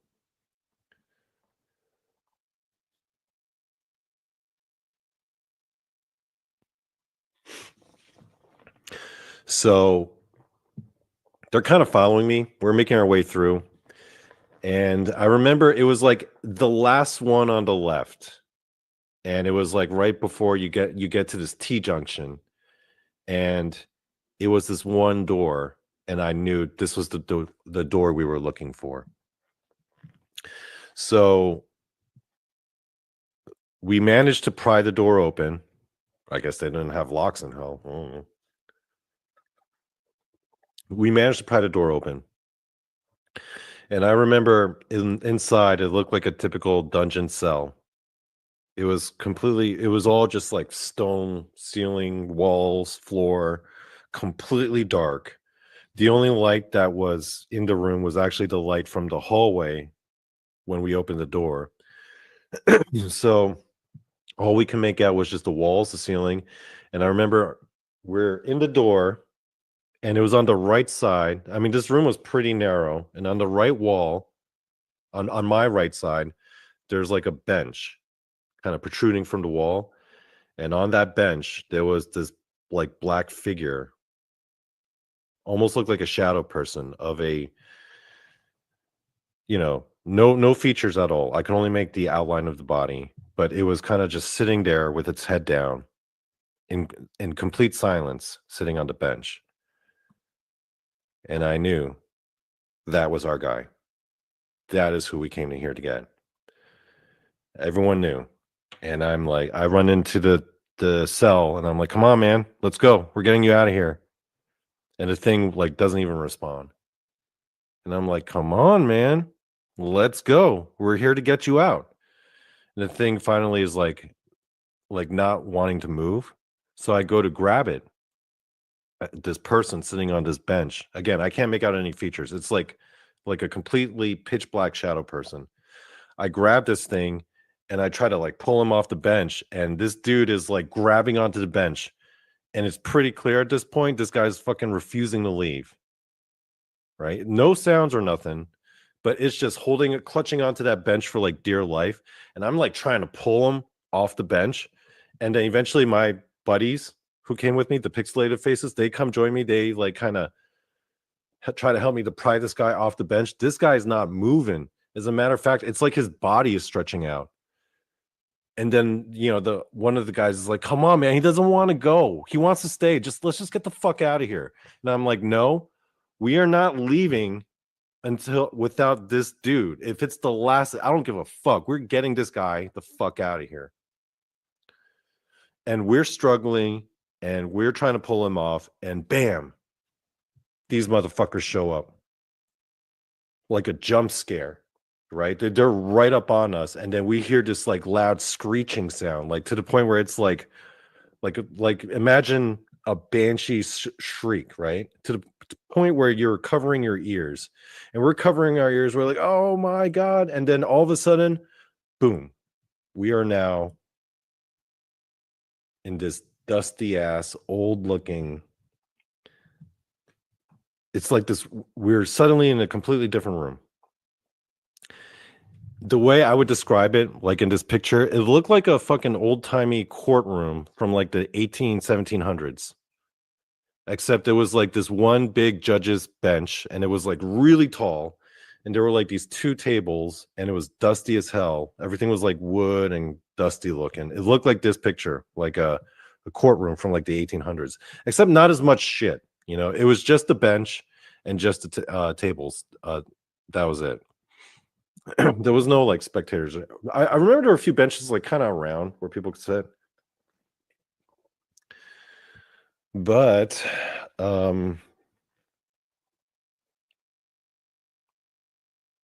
we're in this room. It's completely empty except for our group. We're there. We're like, oh shit. And the one thing I do remember that was interesting about this room was that around the walls and the floor, everything looked normal, except the place had no ceiling. Like the ceiling kind of went up forever, or like the walls kind of went up forever. Like if you looked up at the ceiling, it just kind of went up, and it was just like until it was like off in the distance. Like it looked like a regular room when you were looking ahead of you or to your side, but as soon as you looked up, it felt like you were at the bottom of a pit. And it's just me and my group, my team. And then we look behind us, and sitting on one of the back benches is that same guy that was in the cell. Again, he looks exactly the same. This room is a little better lit, but he looks like a totally pitch black shadow person. Again, same position as he was in his cell, sitting on a bench with his head down. And I remember one of the guys on my team was like, "Do you realize where we are right now?" And we're like, and I'm like, no. And some of us are like, no. And he's like, this is the fucking courtroom. This is where you get judged. And then one of the other people's, I think it was one of the other team. I can't remember if it was me that said this or if it was one of the other team members that said this, but they were like, Judge, we're not even dead. And the guy was like, I told you we'd get stuck here if we got caught. And now we're being judged. And I'm like, how can we be judged? We're not even dead yet. He's like, it doesn't matter. You broke the fucking rules. Okay. Now here we are. And now we got to think of an argument. The judge is going to come. And I'm like, and then we're all like, oh my God, this is going to happen. We're fucked. We're completely fucked. And I'm like, okay, calm down, guys. And you know, I'm like stressing out. Motherfucker from the cell is sitting back there all quiet, looking all pitch dark. I'm around my fucking team. They're freaking the fuck out. And I'm just like, okay, guys, calm down. Okay.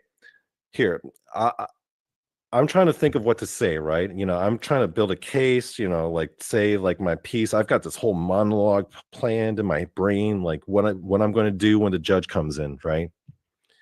Until finally, boom, door swings open behind that big judge's bench. Fucking judge comes out.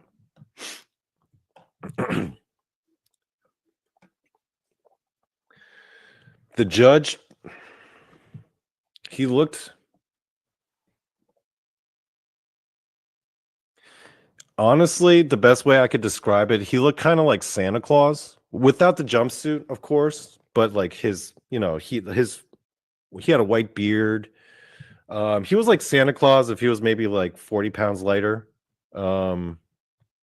I remember he was real jovial though, which is kind of weird because the courtroom itself was a very dreary, dark looking place.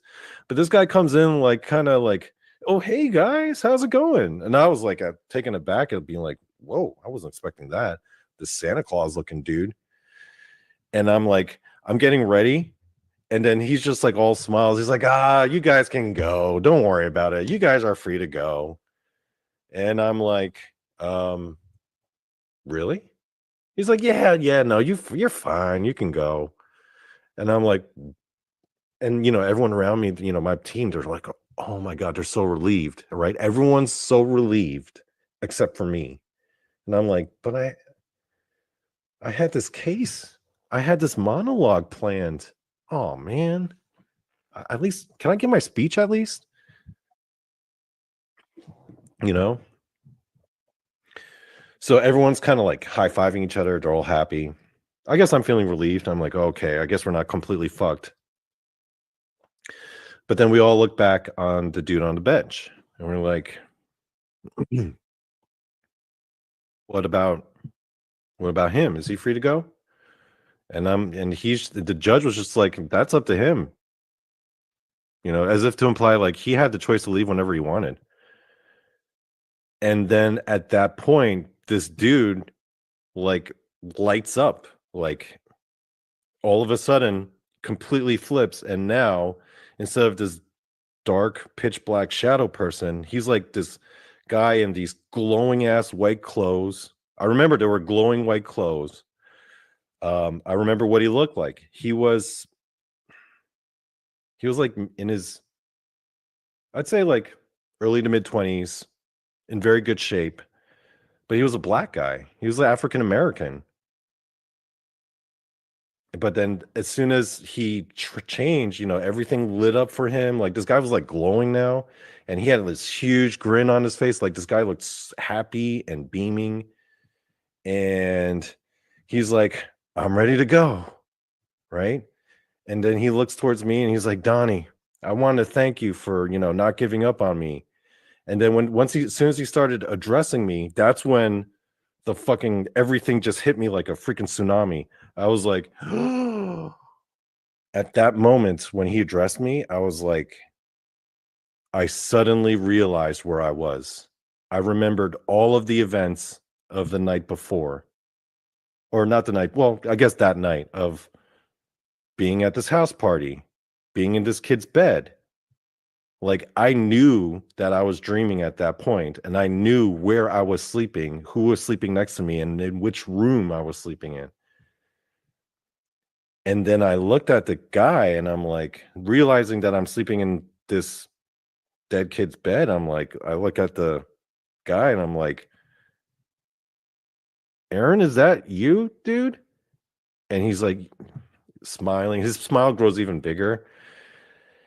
And I'm like confused, and I'm like, but I mean, the kid in the picture was I mean, I don't want to sound racist or nothing. I remember even saying this. This is the funny part. I remember actually saying, like, I don't want to sound racist or nothing, but aren't you supposed to be a 14-year-old white kid?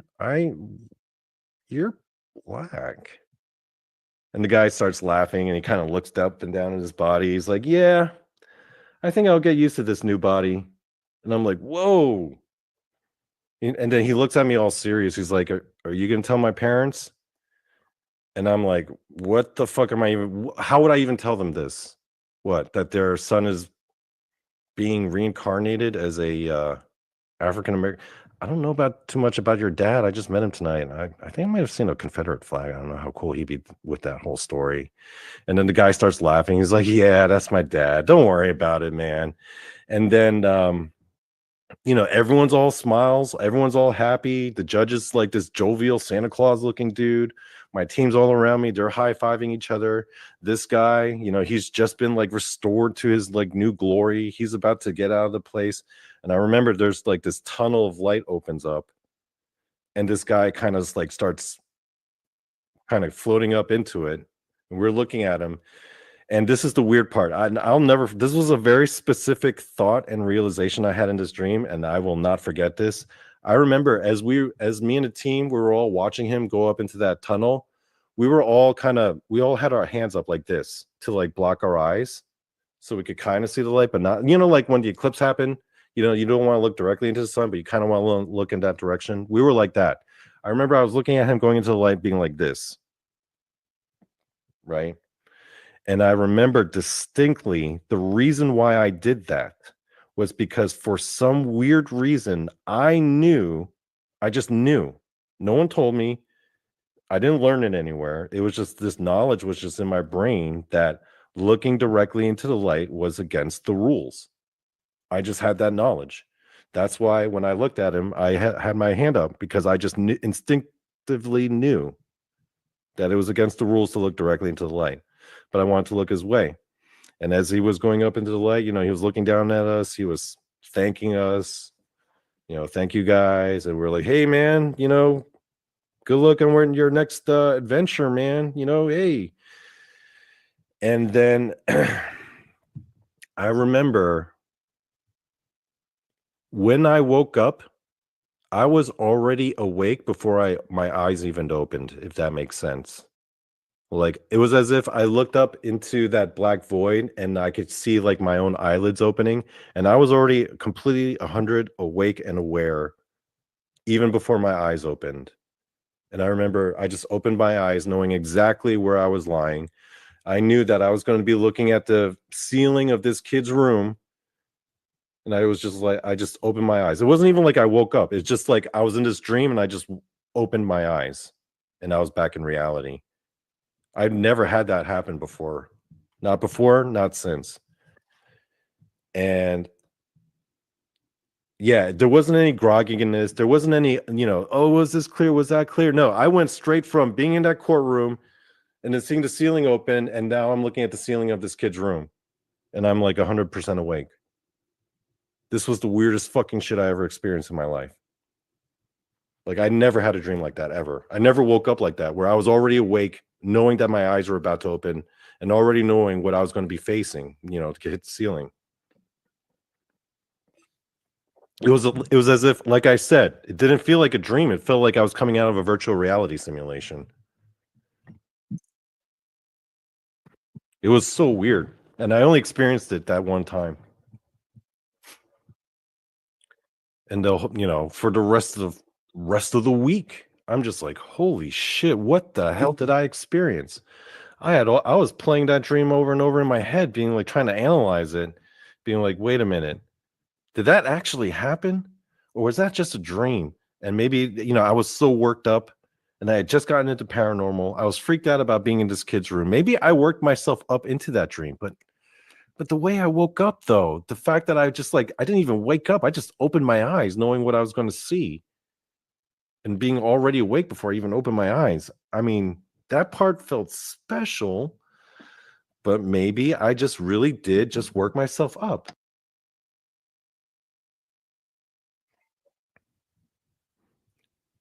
I remember that Monday I went to work.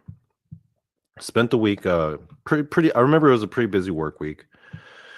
My girlfriend was living in Raleigh at the time. I was about half an hour away from there, and she was busy. She had her own shit she had to do, her work and school stuff, and I had my work stuff, and so we couldn't really see each other on the weekdays. We would like call each other, and maybe she would stop by like once or twice, but the weekends was when we would really hang out. So Monday I go back to work. So from Monday to Saturday, I'm going to work and I'm being like, oh, man, did that shit really happen? I mean, what the fuck was that dream? Who were those people? What the fuck? Why was he black? Who the fuck was that Santa Claus looking dude?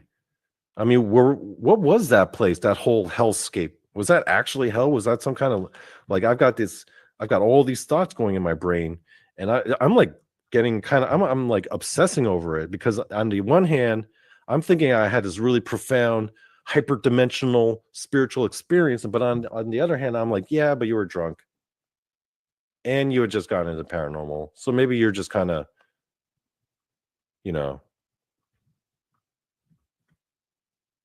putting yourself into a work, right?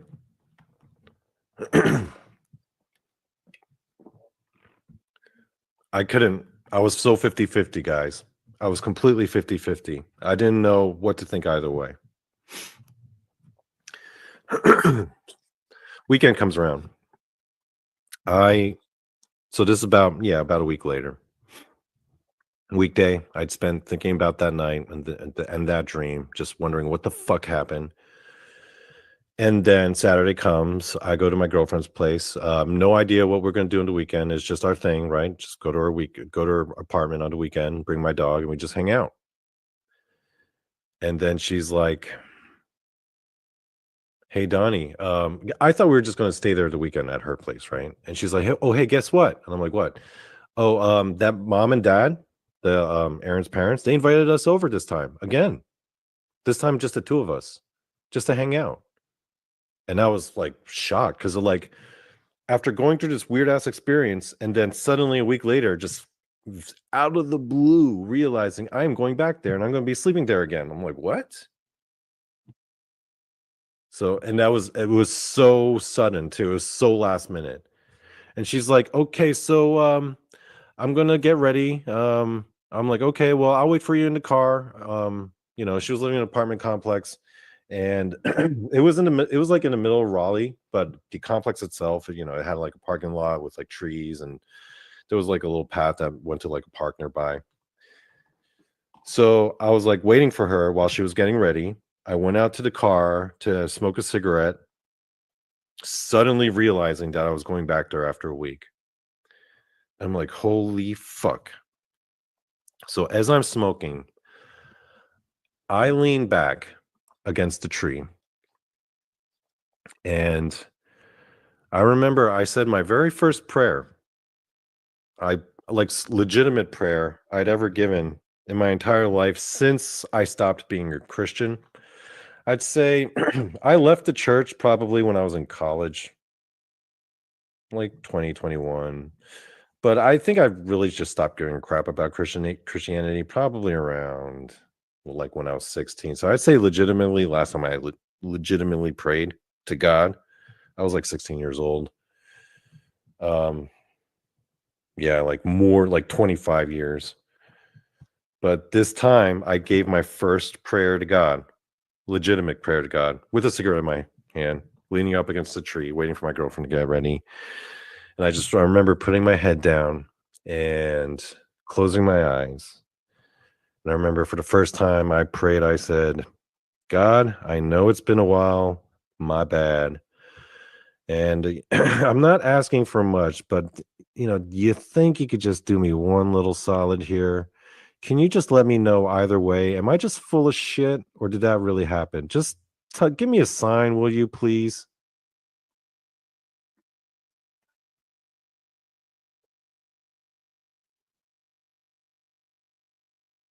Okay. So let me rewind back to the party the week before. Remember when I told you the party was happening and there were all those hummingbirds flying around and they were all zipping in and out and I had to kind of duck them and avoid them? Well, I remember at one point in the party, we had just gotten our food. By the way, the Aaron's dad was a hell of a good cook, man. That guy made some good ass barbecue. He had this whole spread and everything, and everyone got their food. And me and my girlfriend and one other person at the party, this other guy that we had just met, we were like chatting with. We were all out in the back, just kind of casually eating our food, looking around at the gardens, watching all these hummingbirds zip around. And you know me, I like to do observational humor, like Seinfeld. It was my Seinfeld moment. And as we're eating them, we're all looking around at all these hummingbirds. And I said to the two people that were with me, I was like, you know what's really funny about hummingbirds? And they're like, what, Donnie? And I'm like, have you ever seen a hummingbird just not, humming? And they're like, what do you mean? And I'm like, every time I've seen a hummingbird, like in real life or on TV, or like in an animal documentary, they're always doing that fucking hovering helicopter shit, like flapping their wings like a buzzard. They're like these little helicopters, zipping in and around, right? And they're like, yeah. And I'm like, and they're like, so? And I'm like, have you ever seen a hummingbird just sitting there before? And they kind of look at each other and they kind of think about it. They're like, no, I can't say that I have. And I'm like, me neither. I've never seen what a hummingbird looks like when it's just sitting there chilling. Every time I see a hummingbird, it's doing that helicopter shit. They think about it and they're like, damn, Donnie, you're right. And it was like my little observational humor. And then I remember pointing out, like, I could walk past a hummingbird just sitting there, like on a fence or on a branch or something. I would see it and I probably wouldn't even realize that it was a hummingbird because I'd never seen a hummingbird just sitting on its ass before. They were both laughing about it. The reason why I rewound to that little bit was because I gave that prayer for the very first time in my life. I said, God, sorry that I haven't talked in a while. I'm probably not going to pray to you again for a while either. But I just got one solid ask. Can you just let me know either way? It's really driving me nuts. Just let me know either way. Am I full of shit? Did I just kind of shoot myself into a work? Or did that really happen? And did me and that group of people really break that kid out? Right. And I remember I was closing my eyes. I remember closing my eyes, leaning back against the tree, and I had a cigarette in between my fingers, and I was like saying this prayer. And then as soon as I opened my eyes, there is a fucking hummingbird hovering like 3 feet in front of my face. Like I'm here, and this hummingbird is like right here, right? Like just like hovering there in front of my fucking face. And I'm like, whoa, like that.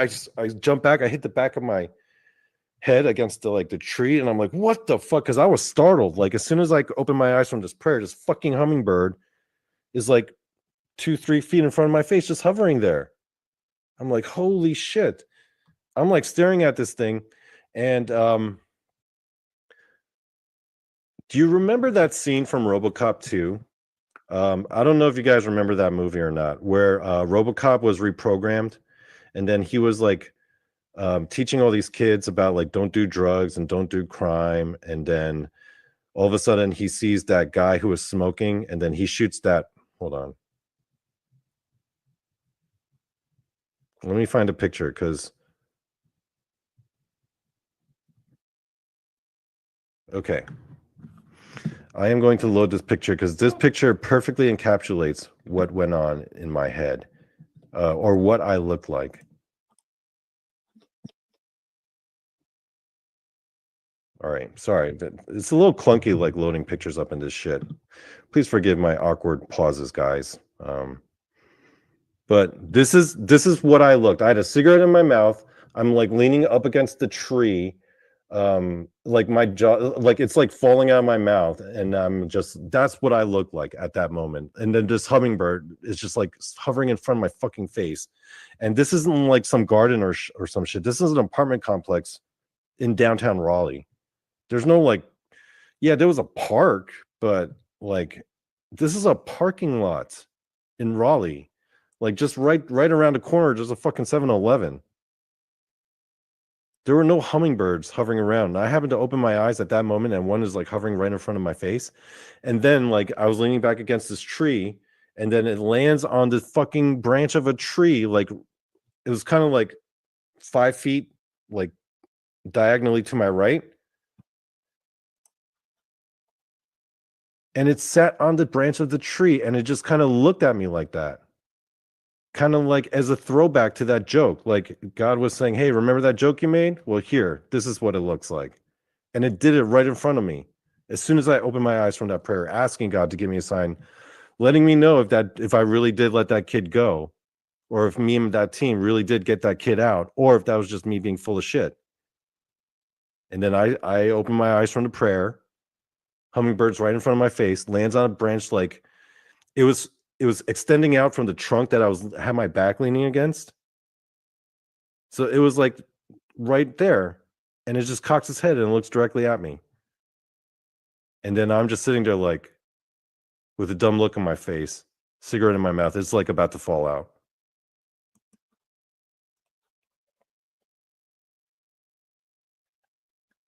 So that moment was I will never forget that moment as long as I live, because I was like, I had read about synchronicities. I had read about signs from God or God answering your prayers, but I didn't realize he was going to be. I was like, way to be subtle about it, God. Damn, this dude's subtle like a fucking headbutt to the bridge of the nose. Damn. I was like, what? I mean, nobody told me God would be so freaking obvious about stuff, you know? That guy's as subtle as a bull in a china shop sometimes. Anyway. So the funny thing, a funny little addendum to that story is that after, that night we went there, we chilled, nothing crazy happened. We still, I slept there. I had since slept there over a few more nights, and all those other nights were completely uneventful. I did, because we would always sleep there whenever they threw parties because it was too far to drive and people would be drinking. But yeah, I would sleep in the same place. Nothing would happen. The funny thing is, I did not see any more hummingbirds come back to that place. Second time I came back, 0 hummingbirds. Every time I went back, ever since, 0 hummingbirds. As a matter of fact, I remember the year later, the next summer, they were having a house party. And I remember I was hanging out with that kid's mom. And I said to her, hey, remember last year when you and I first met, that first party we went to, and there were all those hummingbirds? And she was like, yeah, I remember that night very well. The first night you and I met, because we were pretty good friends at this point. And I'm like, yeah, there were all those hummingbirds. You remember? And she's like, how can I forget? And I'm like, what happened to all the hummingbirds? Why have they stopped coming? And she was like, you know what? It's the darndest thing. After that night, I never saw any hummingbirds again. And she specifically noted that it was that night, that first night that we met. And she told me, she like, I would keep sending up these hummingbird feeders ever since that night. Not a single hummingbird has come back since that night. She's like, it's the darndest thing. I used to love having all the hummingbirds. And then like, yeah, that night when you and I first met, it was like after that day, they just all stopped coming. That part fucked me up too. That was like a year later. So that was like another boom, you know, in the solar plexus. When she told me that, I was like, fuck. And I wanted to tell her so bad about like the dream and everything. And when I was praying and that fucking hummingbird was up in front of my face, but I couldn't say shit. So I had to hold on to it. So yeah, I guess that is the story. So yeah, that is the Donny Cho hummingbird story. Now, some of you people listening at home might hear this story and think, yeah, but that dude was drunk. You know, he had just gotten into the paranormal. He had just started thinking about this shit and getting obsessed with this shit. And that's true.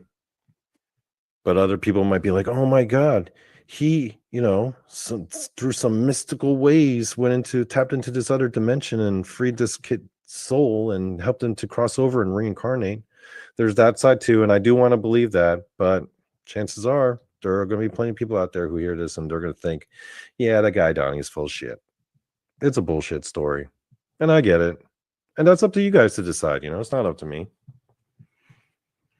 So yeah, that is my story. That was my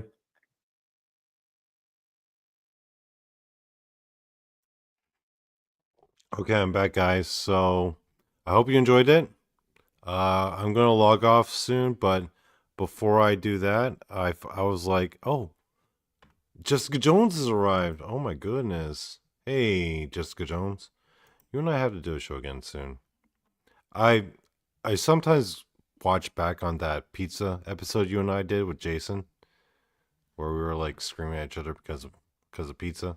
And yeah, we gotta do that again. Okay, so now that I have shown that episode, we've watched, I don't know how many episodes now, like 3 or 4. So before I log off, I'm not going to just log off. I've got other things to show. But before I log off, let's watch some K-pop. That's what we're going to do. Before I log off for tonight, we're going to watch K-pop.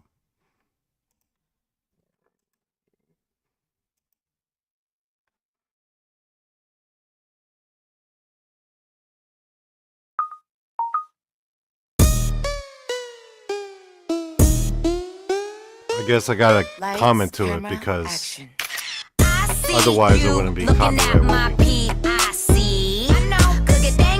Yeah, that's Jessie. That's my girl.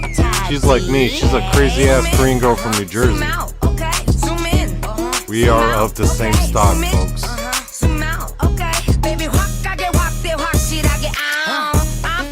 Hello, Jessica Jones. Welcome to K-pop. I want balance right now. Always talking shit, know you like that. Yes, like that. Hey, hey, pretty little thing. Do your thing, I'll be right back.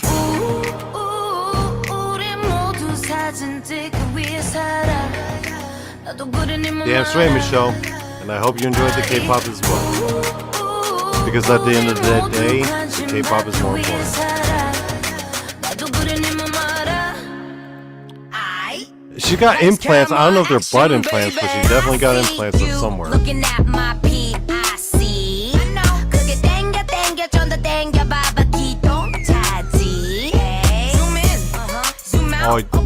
Oh yeah, baby. K-pop. Yo, remote view that.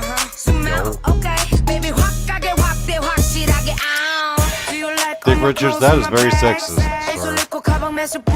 You have to learn to be more woke sometimes. I don't give a cause I'm a bear. Bitch, bitch, 나는 wishlist. 항상 earpick 물어보지 좀 마 언니 모양 lipstick. It's funny how you out always talking money, but always playing the dummy. Use a Bobby back in your mommy for money, huh? Oh, we looking good in that low and low. Oh, she yeah. cute with a body K-pop, body. baby. Screenshot 저장해 놔둘래? Goddamn 실화냐? 허리 둘래? 됐어 다음 나 무덤도 Eat it up 먹방 watch it chow down. Oh yeah, mukbang. That's what we do. We eat it on camera. We Koreans invented that shit. You better learn your roles there.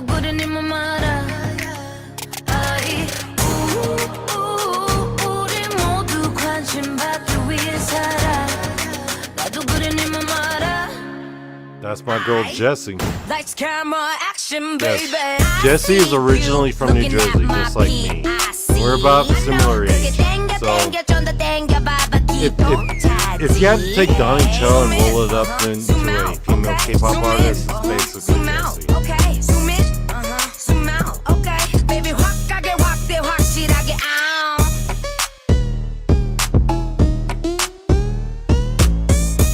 Wait, oh my We god. are the same Such a stock, same catfish. breed. And I'm gonna peace out now. Good night, guys. Hope you enjoyed. Bye.